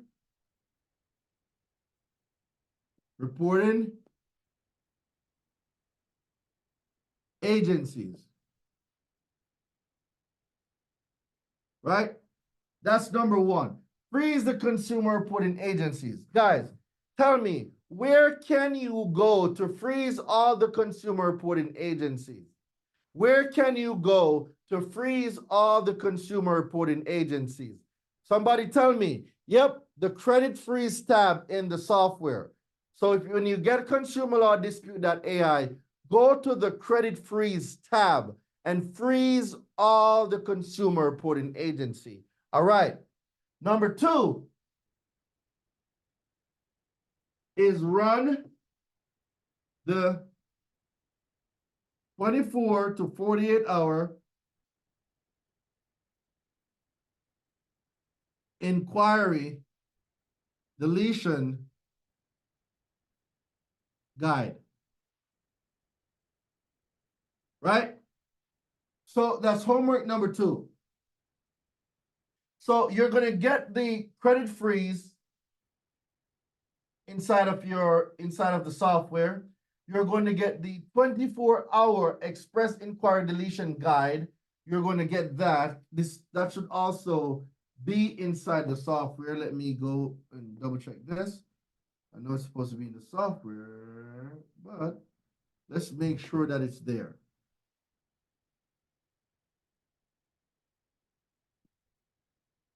Okay, so at the bottom of the software, look, at the bottom of the software, when you go to the left bottom at the software, you are going to see the 24-hour inquiry deletion script. You will also see the late payment deletion script. So you will see them both inside of the software. Now, you are going to run these plays. These are part of your homework. All right, let's go back.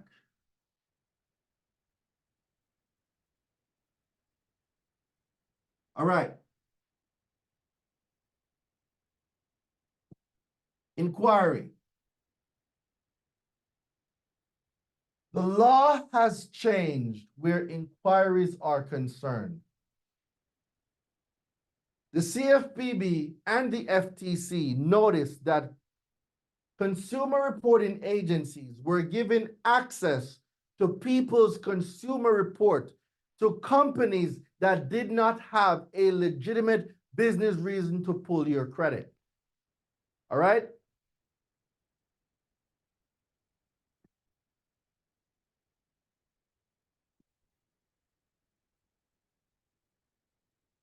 Let me look at something real quick here.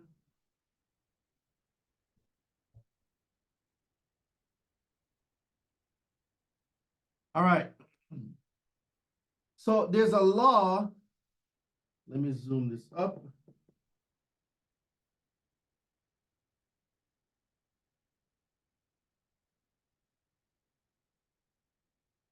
Oh, here we go. All right. 150, let me try 200. All right, this should be big enough for you guys to see. Is this blurry, guys? Let me know if it's blurry or if you're able to see it. Can you see it?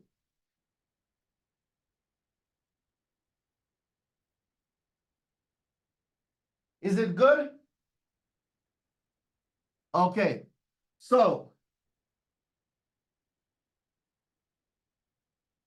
furnishing consumer reports to persons without a permissible or legitimate business reason.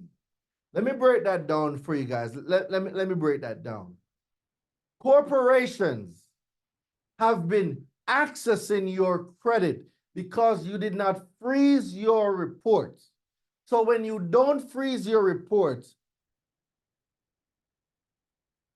When you don't freeze your reports, companies can access your credit reports without your permission.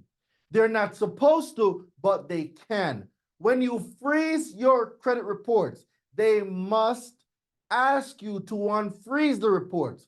So when you freeze your reports, what you're doing is you're restricting access to who can view your consumer report. That's what you're doing. You're taking back power.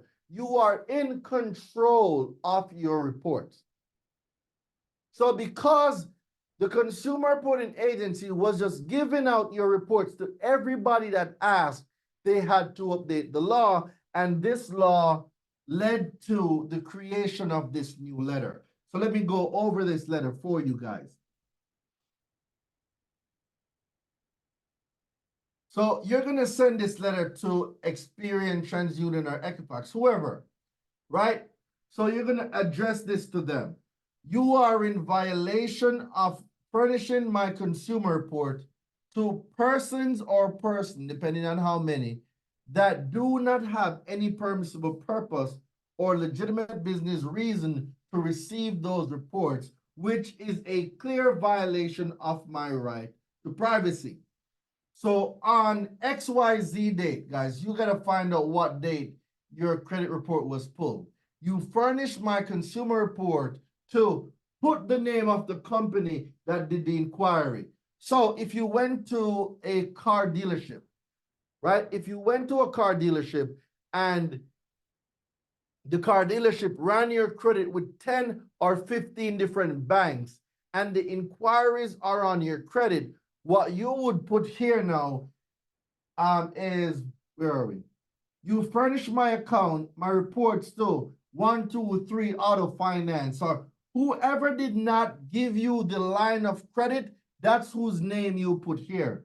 Without a permissible purpose as per 15 U.S.C. 1681 B2, or knowingly without a legitimate business reason, person 15 U.S.C. 1681 BA3 F1. Guys, if tomorrow when you run the 24-hour express inquiry deletion guide, if you run the play tomorrow and you did not get all of your inquiries off, this letter is the letter you're going to send. The letter, look at the name on the letter. It's important that you guys know what letter you're going to send. This is the letter you're going to send. All right? This letter is, if you run the 24-hour play and you are not getting any results, you want to send this letter for inquiry purpose only. This is an inquiry deletion letter. All right?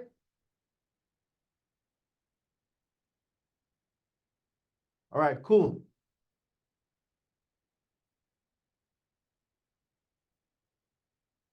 All right, so the Fair Credit Reporting Act, 15 U.S.C. 1681 BA3 F1, for unlawfully furnishing my, if it's Experian, TransUnion, or Equifax, whoever they pull the report from, you are going to put that name here, right? You're going to put that name right here.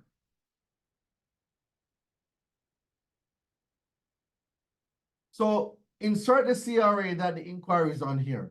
Consumer report, insert the date, put the date there. Example, if it's 10/21/2020, without my authorization or permissible purpose. Under 15 U.S.C. 1681 B2, the Fair Credit Reporting Act, the FCRA, and its guidelines for a permissible purpose. A person shall not use or obtain a consumer report for any purpose unless the consumer report is obtained for a purpose for which the consumer is authorized to be furnished under this section. The purpose is certified in accordance with section 1681 BF, Chester versus Purviews, and they gave you a case law. I hereby request person rule 1002, the permissible purpose or legitimate business reason certification that authorized the furnish of my consumer report on whatever date to whatever company, right? Be advised, the advisory opinion of the Bureau of Consumer Financial Protection, 12 CFR, Part 1022 of the Fair Credit Reporting Act, under permissible purpose for furnishing, using, and obtaining consumer report, explains that the permissible purpose listed in the FCRA Section 604A3 are consumer specific, and it affirms that a consumer reporting agency may not provide a consumer report to a user under FCRA Section 604A3 unless it has reason to believe that all of the consumer's report or information it includes pertains to the consumer who is the subject user of the request. The Bureau notes that disclaimers will not cure a failure to have a reason to believe that a user has a permissible purpose for a consumer report provided pursuant to the FCRA Section 604A3. This advisory opinion also reminds consumer reports that the FCRA Section 604F strictly prohibits a person who uses or obtains a consumer report from doing so without a permissible purpose. So why was a consumer report furnished to 123 Auto Finance on 10/23/2024 here without my permission or without a permissible purpose or legitimate business reason? So guys, as you can see, in this permissible purpose letter, I am strictly using the laws and the new rules, and I am asking, the law says you're not supposed to do this. Why did you do it? And where is the legitimate business reason or the certificate rather of legitimacy that they should have used in order to procure my consumer report? So guys, this letter also, you can use this letter as a script, right? You can use this letter as a script when you call in, but before you use this letter as a script when you call in, you need to be familiar with it. You shouldn't be calling and saying, oh, why did, wait, let me go find who it was. Yeah, like when you're going to use the information, be confident and make sure you read the information before you go and call. Does everybody get permissible purpose? It's important, guys. Do you comprehend what is required for a company to have permissible purpose to pull your report?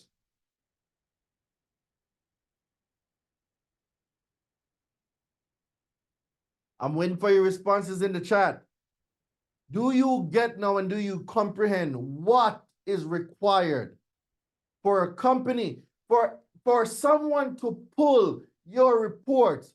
They must have a permissible purpose or a certificate of document with a legitimate business reason. Are we all on the same page? Okay, I'm seeing a few yeses. We got way more people on that, guys. Come on. We got way more people on that.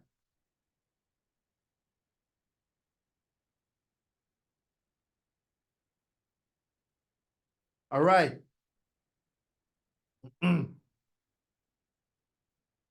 So as you can see, we have also here the civil liability section for non-compliance. So let me go over this now before we go on to the next topic.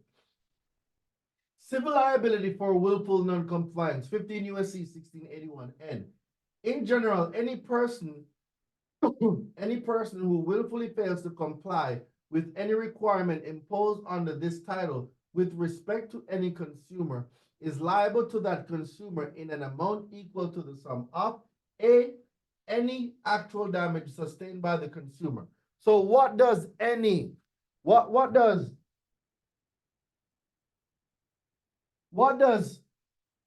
actual damages mean? Actual damages mean, let's use for an example, Corey. Corey is a real estate investor, right? And Corey has negative items on his credit. Now, the negative items are inaccurate negative items. They're inaccurate. And Experian, TransUnion, and Equifax gave access to Corey's consumer report to a hard money lender that Corey decided that he is not going to do business with anymore. So before Corey gave permissible purpose, before Corey wrote on the document, on the contract, that he gave the hard money lender permission to pull his reports, Corey said, hey, I'm not going to do this. I got a better rate somewhere else. I'm going to take my business somewhere else. And this lender decides to still pull Corey's credit report. So they don't have permissible purpose and they don't have a legitimate business reason anymore because Corey said, I will no longer be doing any business with you. So there is no legitimate business reason and there's no permissible purpose. So Corey goes to find a different lender that's offering better interest rate, but then Corey found out that his credit was pulled 10 times by this hard money lender or by this group of hard money lender that he's not doing business with. That is a violation of 15 USC 1681B under permissible purpose. So everything that we just went over in this letter that's a violation to that letter. And then because Corey has 10 new inquiries, Corey's credit score dropped 55 points. So let's say Corey's credit was at a 650, right? It was at a 650. And now Corey's credit report is at a 495. A 595. Right? Remember, it was 650. It dropped 55 points. So now Corey's credit is at 595. And the minimum credit score that Corey needed was 640 to get approved by his new loan company. And Corey got denied $300,000. So follow me here, guys. It's important that you guys are following me, okay? If you're not getting what I'm saying, let me know. So Corey was at a 650. He was at a 650 credit score. He's in real estate, right? He gets hard money loans. He was going to go with a hard loan money company, but he decided that he's not going to do it, and he told them to terminate the contract, right? So now Corey found a better lender that's giving him better interest rates and higher lines of credit. But the hard money company decided to run Corey's information in their network of hard money lenders, and Corey now got 10 new inquiries on his credit.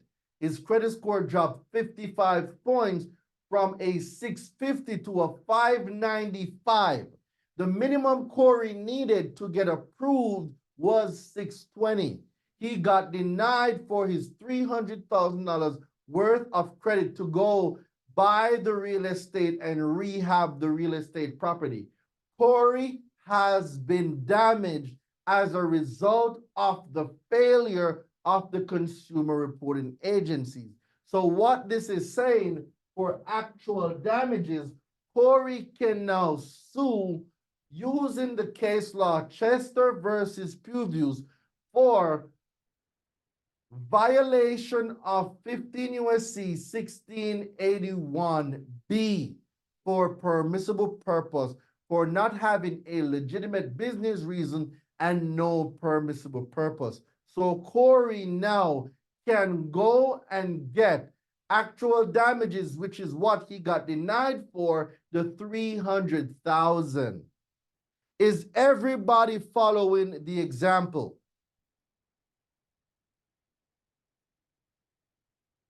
Is everybody following the example? Guys, the case law that I'm talking about is right here. Chester versus Puvius, or however you want to pronounce it. This is the case law. That is the case law. Chester versus Pugh. So you guys can take a picture and go look this case law up. If we're suing for permissible purpose violation, this is the case law that supports this section of the law. All right? All right, so that's it for permissible purpose.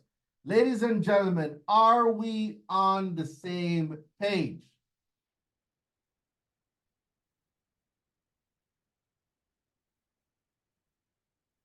Are we on the same page, ladies and gentlemen? It's important that you guys get this stuff because I need you to comprehend it so you guys are going to run the play. Okay, good. Everybody seems to be getting it. All right.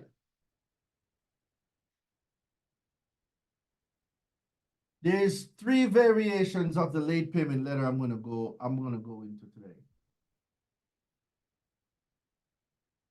Let me see this one.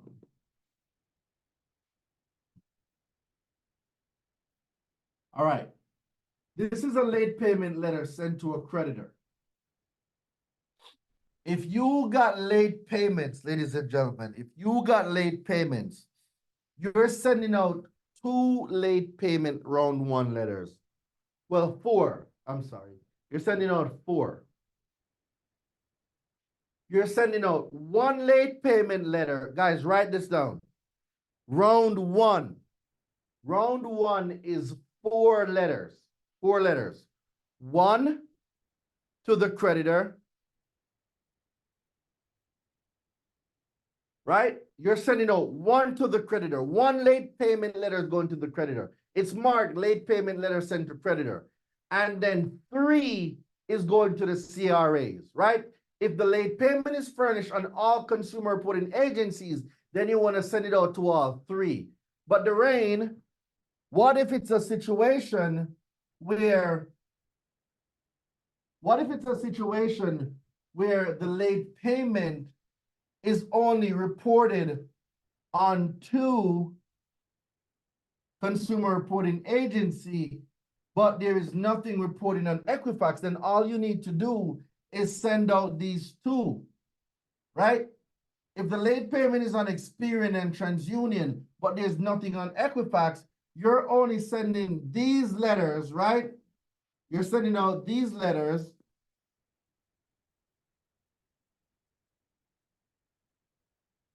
plus the letter to the creditor, right? So if the late payment is being reported on all 3 consumer reporting agencies, you send 3 late payment letters to the CRA plus the creditor. If the late payment is only being reported on 2, send it to the 2. If it's being reported on only 1, send it to the 1. Does everybody get that part? Does everybody get it?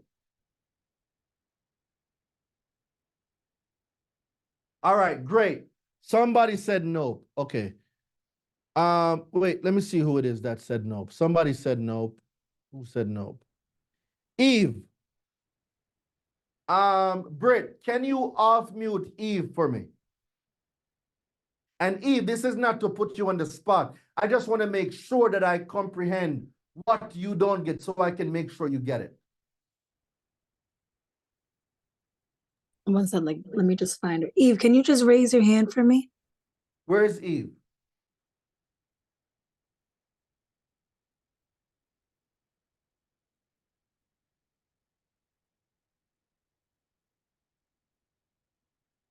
Eve, talk to me. What don't you get regarding what I'm saying? Please let me know. The letter sending that you just sent, you just said, I did not really catch, everything that. Okay. All right. So Eve, all the 3 consumer reporting agencies, right? Not all lenders report to all 3. Like the example, so look on this example on the board. So this is an example that we got from MyScoreIQ because they are the partners that we have right now with our software. Do you notice that there's an Equifax, Experian, and TransUnion, but only Experian and TransUnion have a number? Eve? Did we lose Eve? Okay, all right. So Eve, I hope you're hearing me. So not all lenders report to all three. That's why sometimes when you don't see an account on a consumer reporting agency, it means that the lender that or the creditor does not report to them. Not all lenders report to all consumer reporting agencies. So I'm saying if there's a late payment, make sure that you are sending out the late payment to the consumer reporting agencies that are reporting it. That's what I meant. Plus the creditor.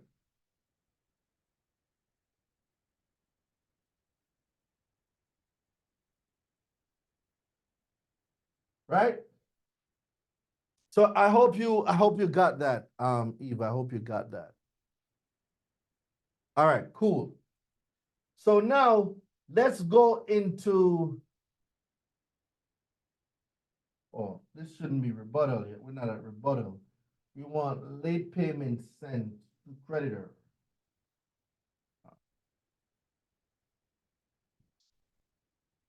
That's the deletion script. Rebuttal.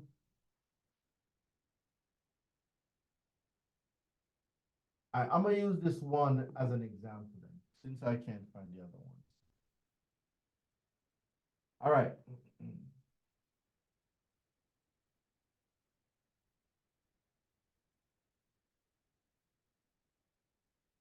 Now,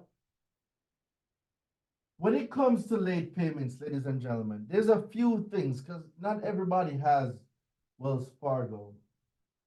I think I didn't put Bank of America.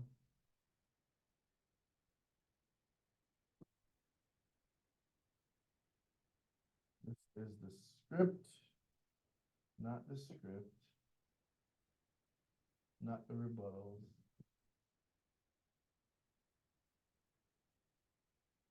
All right, I'm just going to use this one.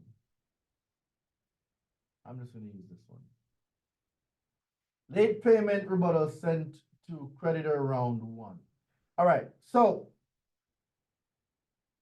notice the agent is notice the principal. Notice the principal is notice the agent. So you want to put the creditor name here. So you're sending this to the creditor, right? So you creditor, so let's say this is Capital One. Capital One, you furnish an alleged transaction on my Experian TransUnion or Equifax. Choose which one of the CRA the late payment was furnished to, right? As late, 15 USC 1681A.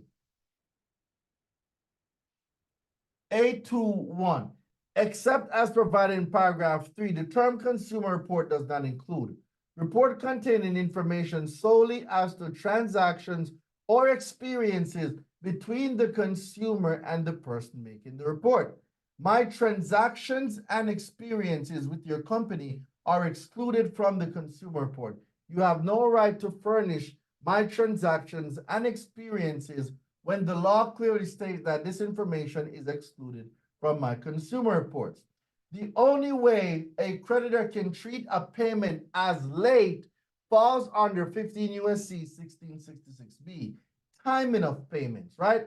So time to make payments. A creditor may not treat a payment on a credit card account under an open-end consumer credit plan as late for any purpose unless the creditor has adopted reasonable procedures designed to ensure each periodic statement, including the information required by Section 1637B of this title, is mailed or delivered to the consumer not later than 21 days before the payment due date.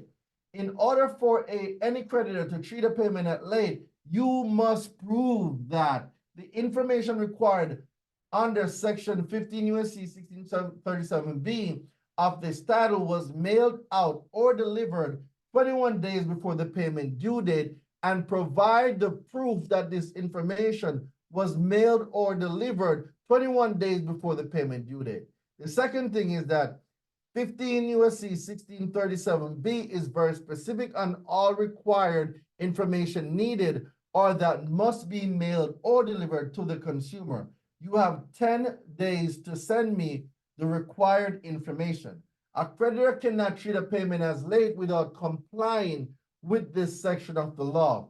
I request in good faith under Rule 1002, the document that shows proof that the information person section 15 USC 1666B and 1637B of this title was mailed out or delivered 21 days before the payment due date. Do not reply, this should be reply. Do not reply to me saying that you are furnishing accurate information because we both know you are not.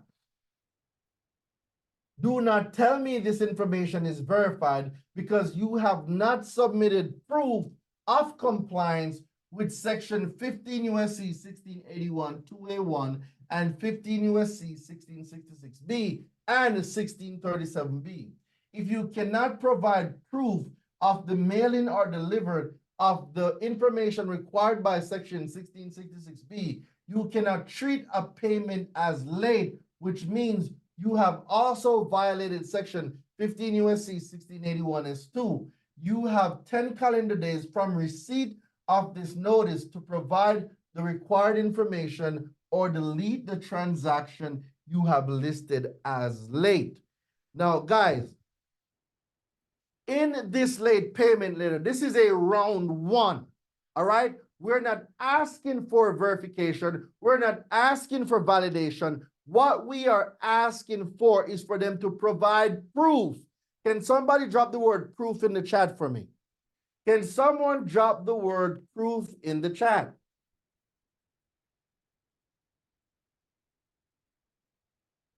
We are asking them to provide proof that the late payment that they are furnishing, they use 15 USC 1666B and they are compliant. That's all we're asking for. We want to know compliance. Did they comply with section 1666B? It is the only law that can validate a late payment. So we want proof. We want proof. If they don't respond in 10 days, it's okay. The law gives them up to 30 days. Me asking for 10 days, this is me pushing the envelope. But legitimately, the law gives them 30 days. If they don't respond in 30 days, then we have another letter for that. All right, so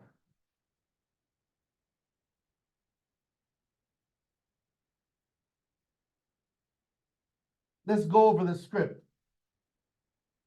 All right, so your homework, right? Let me write it down. Homework number 3. You are going to run the late payment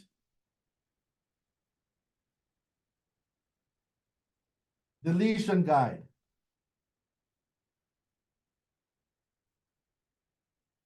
So we're going to go over the late payment deletion script. Guys, we have used this late payment deletion script and gotten tons of late payment deleted, right? So the late payment deletion script right here, it goes as follows. So you're going to pick the phone up and you're going to call the creditor. This late payment deletion script can be used for creditors and it can be used for consumer reporting agencies. I'm going to go over round 1 consumer reporting agency late payment letter. So what you want to do is read both late payment letters and get familiar with it. So let me go over the script first. So you're going to call and you're going to say hello. And then you're going to say, hello, I am calling to dispute an item on my consumer report that is excluded by law and your institution or corporation is reporting this item. The representative is going to ask you, what are you talking about?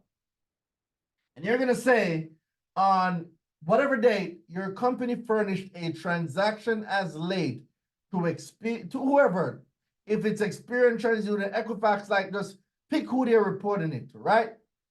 I would like to bring something to your attention.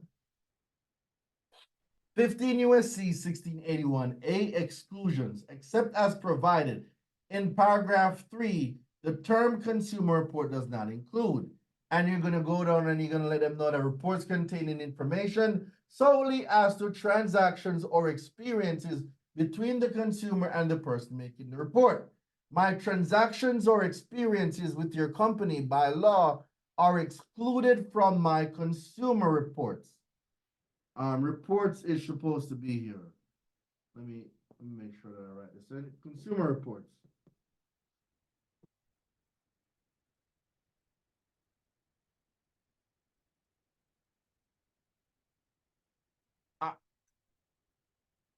Yeah.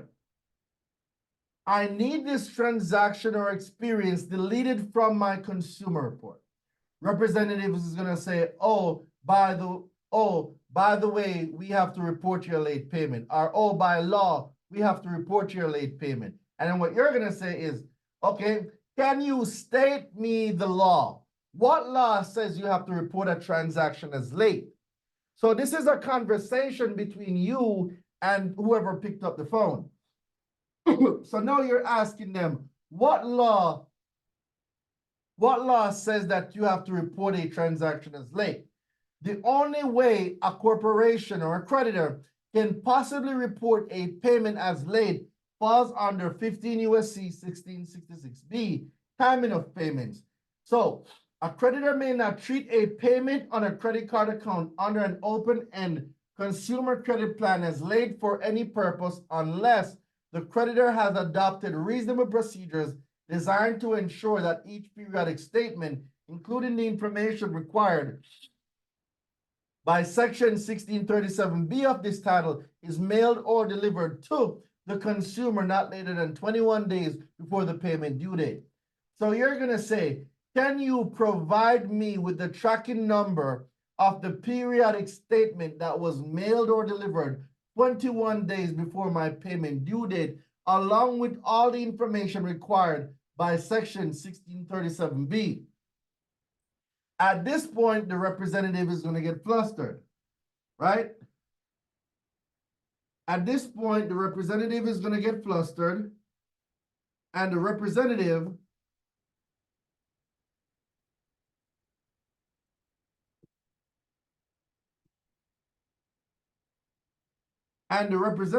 is going to say,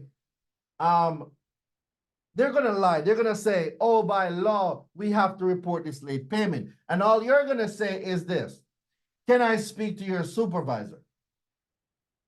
So in this case, you ask for a supervisor and you let them know the call is being recorded and the information recorded here will be used in the event of an action against the company for consumer law violation. More specifically, the FCRA 15 USC 1681A, 15 USC 1681S2, and 15 USC 1681N, and timing of payments 15 USC 1666B. And then you're going to request the deletion of the transaction listed on the consumer report. That's how you effectively use the late payment deletion script. That's how you use it, and that's how you get stuff deleted. All right. So next, we are going to move on to sending the late payment deletion letter to a consumer reporting agency. All right, let me find one. Late payment.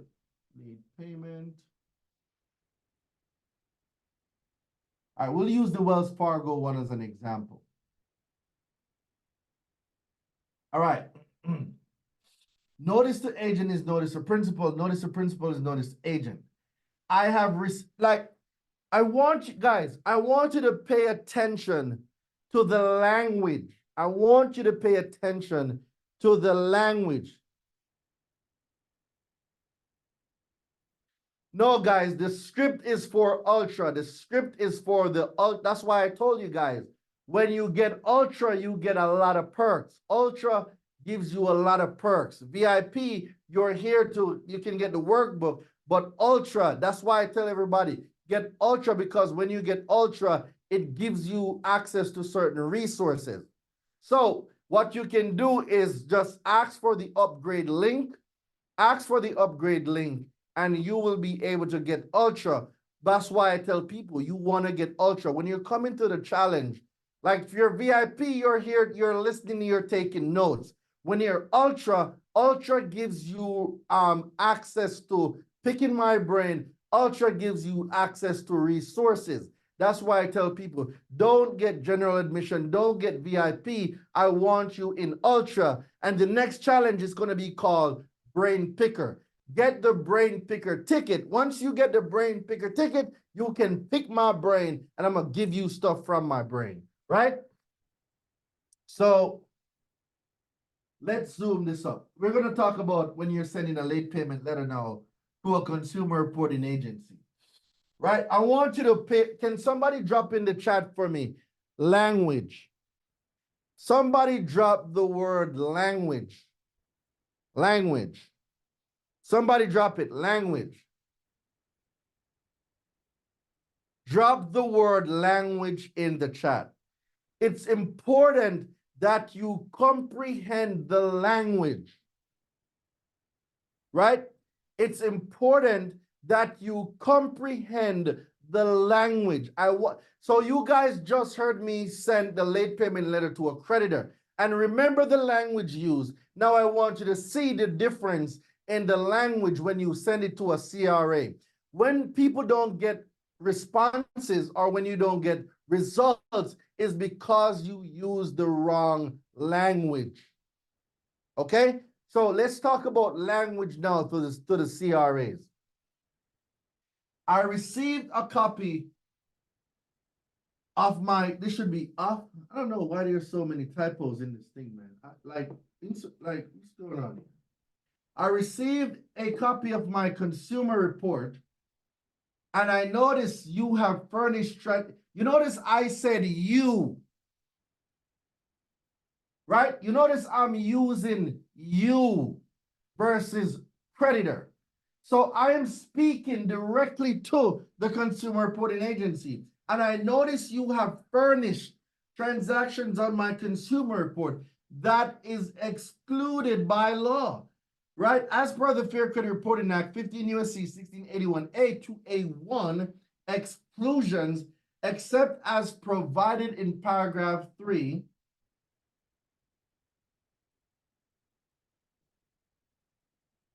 the term consumer report does not include report containing information solely as to transactions or experiences between the consumer and the person making the report. A consumer's transactions are excluded from the consumer report. FICO or any other risk score algorithm that you use to calculate a consumer's credit score is not a factor where the consumer report is concerned. Definition of what the consumer report means. And I go into definition. FICO or none of its factors are not defined or included in the definition of the consumer report. Therefore, the reporting of transaction between the consumer, me, and the person. Right here, I use Wells Fargo, guys. You can remove Wells Fargo and put whoever your banking company is. It was just an example. Is a violation. So let me put example. Because I know somebody's going to say, well, the rain, it was right there. Example. Right? Example, Wells Fargo is a violation of 15 U.S.C. 1681A. The definition of the consumer report does not include FICO or Vantage, which makes their factors or algorithm not a factor where the consumer report is concerned. You have furnished transaction information on the following accounts. You list the accounts here. Now, if the account is a Wells Fargo account, you can use this example, right? And it goes down into giving more detail about it. But if you don't have Wells Fargo, you're going to take this section out. So if you don't have a Wells Fargo account, take out this section that speaks about Wells Fargo. Just delete this section, all right? If you like, does everybody understand what I'm saying? If you do not have a Wells Fargo account, just take out the part that speaks about Wells Fargo. It's very simple. Just take that part out and you're going to start at timing of payments. Does everybody get it?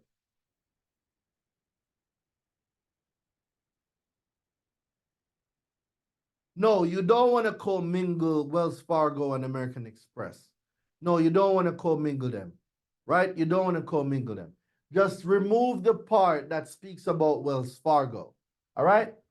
And there's one here for Bank of America too. I'm going to go over that in a second, right? Just remove that. Remove all the Wells Fargo information and put your information or your banking information and start at 15 U.S.C. 1666B. Time to make payments. A creditor may not treat a payment on a credit card account under an open-end consumer credit plan as late for any purpose unless the creditor has adopted reasonable procedures designed to ensure that each periodic statement included information required by Section 1637B of this title is mailed or delivered to the consumer not later than 21 days before the payment due date. Wells Fargo, in this case, you'd use your bank. So put parentheses here.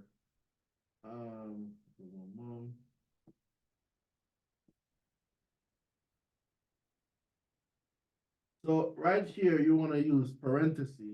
Not that.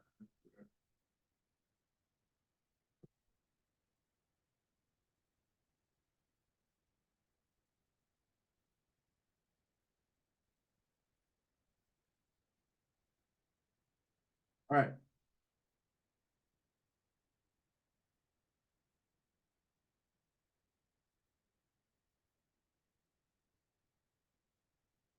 So Wells Fargo never sent me a periodic statement along with the disclosures from Section 1637B. If you got Navy Federal, put Navy Federal. If you have whichever bank you have, guys, put the bank here. All right, just put the corresponding bank there. Never sent the periodic statement along with the disclosures from Section 1637B. I have requested proof of this information was mailed or delivered 21 days before the payment due date, and this information was requested in good faith pursuant Rule 1002, and it was never provided. 15 U.S.C. 1666B and its requirements set the standards and the guidance for a creditor to treat a payment as late, yet they are reporting a payment as late that they did not comply with this law. This is unfair, illegal, fraudulent, and is not equitable to me as a consumer. So now you're asking them to delete the late payment from your consumer report. So now, let's say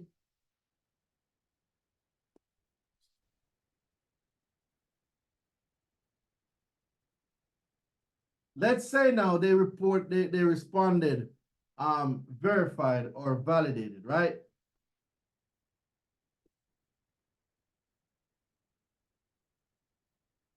All right. So let's say now the consumer reporting agency responded verified or validated, right? Let's say that that's how they responded. Verified or validated. What do you do when the creditor or when the consumer reporting agency responds to verified or validated? What do you do? Oh, I'll leave the ring. What do you do when they respond with verified or validated? What do you do? So when a consumer reporting agency replies with accurate or verified for a late payment, what do you do? So this is a round 2 letter. So what we just sent out was late payment 1. What we're sending out now is late payment 2, right? Notice to agent is notice to principal, notice to principal is notice to agent. You experience TransUnion Equifax. Put what the correct one is.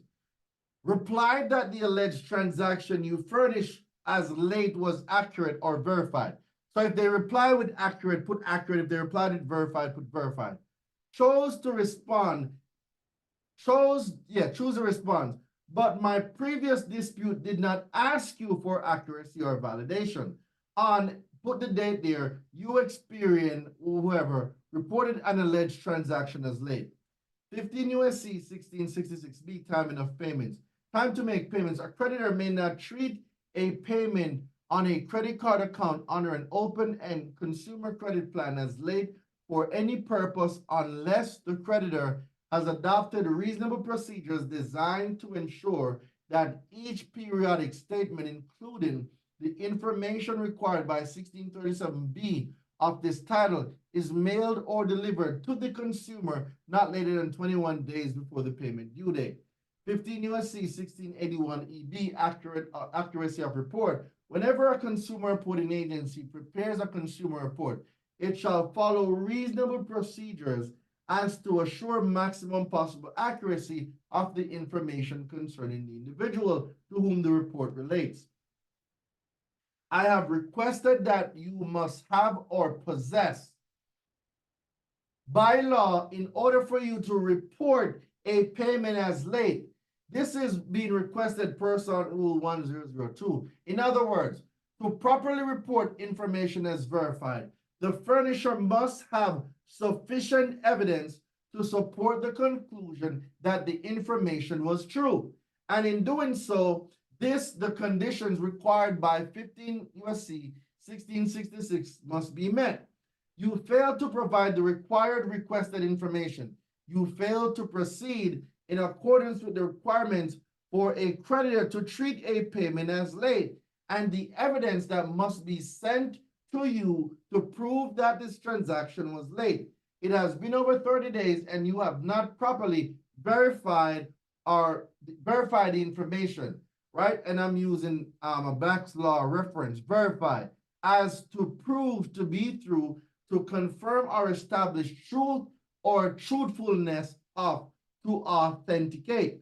1681I, procedure in case of disputed accuracy, reinvestigation, subject to subsection F, and except as provided in subsection G, if the completeness or accuracy of any item of information contained in a consumer's file at a consumer reporting agency is disputed by the consumer, and the consumer notifies the agency directly or indirectly through a reseller of such dispute, the agency shall free of charge conduct a reasonable investigation to determine whether the dispute information is inaccurate and record the current status of the disputed information, or delete the item from the file in accordance with paragraph 5 before the end of the 30-day period, beginning on the date on which the agency received the notice of the dispute.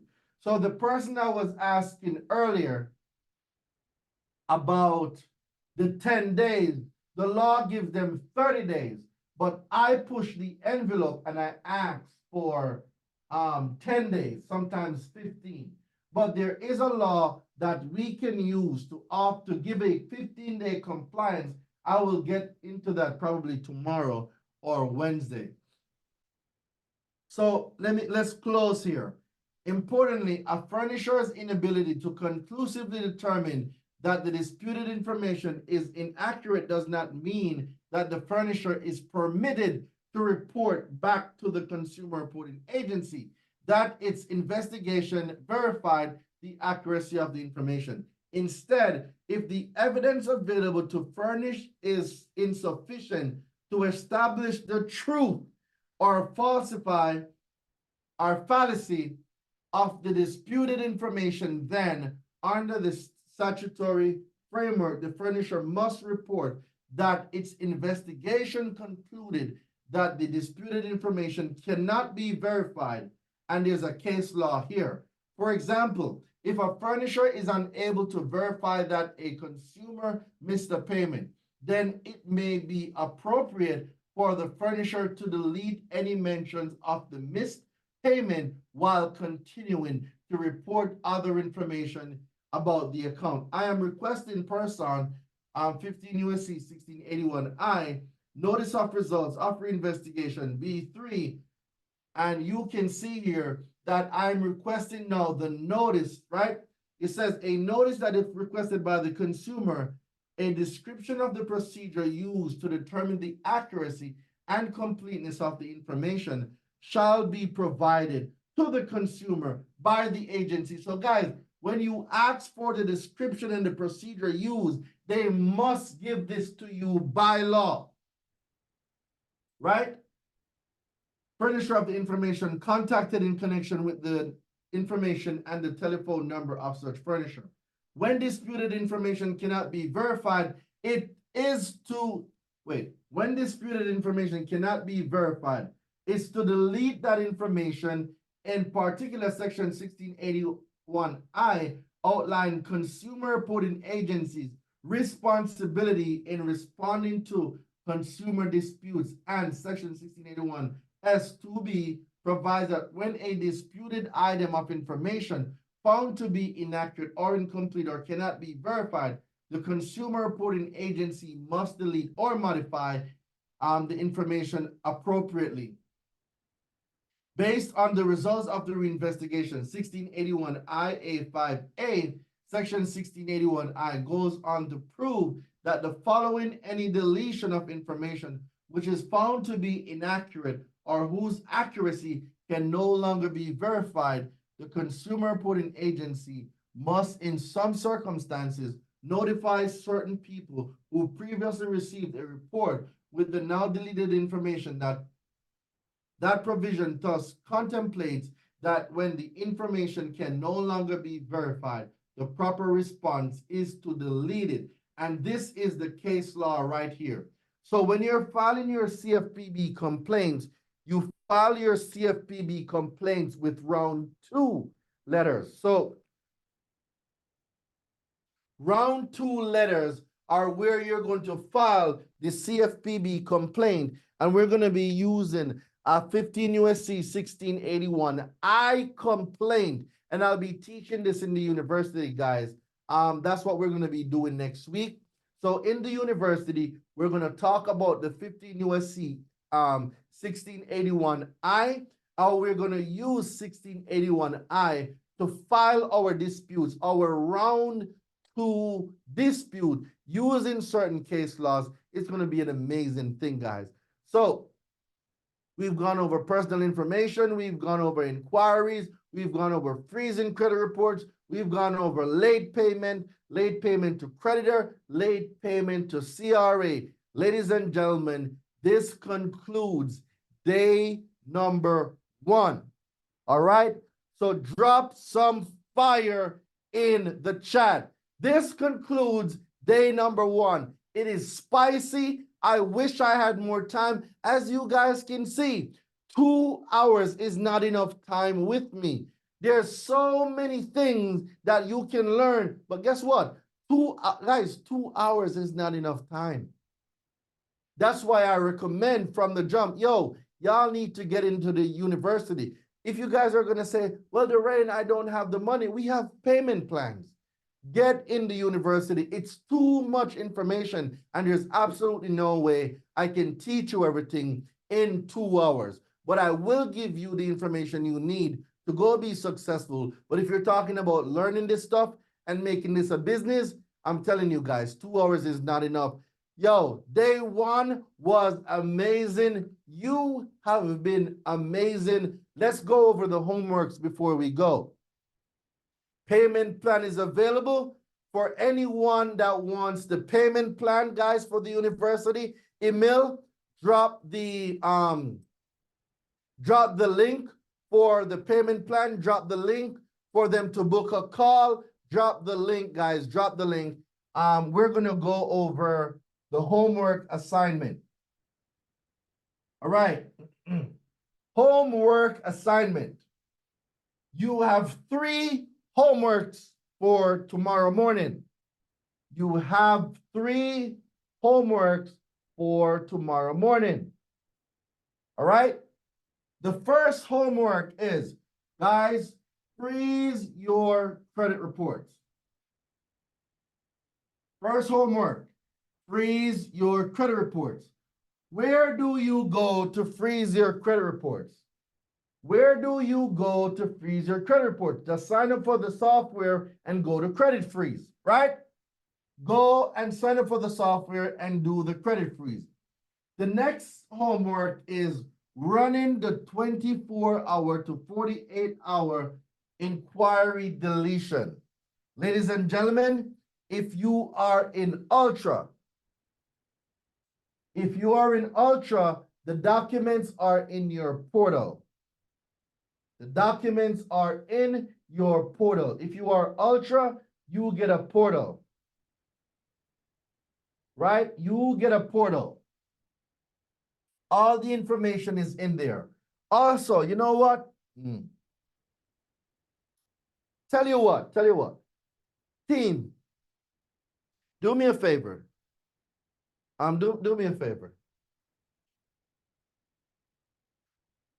For VIP and general admission, I don't want you guys to feel left out. I'm gonna be doing this today, but I'm telling you guys, because I need you guys to put in some work tomorrow. Normally, I wouldn't do this, but what I'm gonna ask you guys to do, team, I hope you're listening, Abir, Nish, and Shantae, I want you guys to write this down. The late payment deletion script, the script, not the letters, the script, not the letters. We will make the script available for VIP and general admission. The freeze, the credit freeze, right? General admission and VIP, you guys can sign up for the software and go inside the software and get it done. So that part's not an issue. The 24-hour late payment deletion guide. Make the deletion guide available to general admission if it's in their workbook. Make it available to general admission and to VIP. Just the inquiry deletion guide. Ultra now, put all of the workbook, the playbooks, and everything that Ultra needs inside of their portal. All right, guys? So I want general admission and I want VIP to get some results. Ultra, y'all know y'all my peeps. Everybody, y'all know y'all my peeps. But because Ultra came in saying, Darain, I want to invest in myself, I have to do more for Ultra. Because I believe that if you meet me halfway, I'll meet you halfway. And don't forget, guys, you can upgrade. It's not too late. Team, drop the upgrade links in the chat. Drop it in the Facebook group. All right? So tomorrow, guys, tomorrow, you have 3 homeworks. All right? You got 3 homeworks. The credit freeze, running the 24-hour inquiry deletion guide, and running the late payment deletion script. Remember this. Everybody remember this. When you are getting items deleted tomorrow, if the representative say to you, sir, ma'am, is there anything else I can do for you? Guys, make sure when you go on these phone calls, you have the account or your credit report beside you. Make sure you have your credit report beside you. When you go into the software, you will see the My Score IQ tab. Click the My Score IQ tab. Click the tab and you can sign up for My Score IQ and receive a 3-in-1 consumer report. All right? So if you don't know where to get your credit score from, just sign up to the software, go into the software, and on the dashboard, you are going to see the Get My Score IQ. Now, that's how you get your credit reports, right? Just go to My Score IQ and you can get it. Run the play. All right? I want to see somebody drop run the play.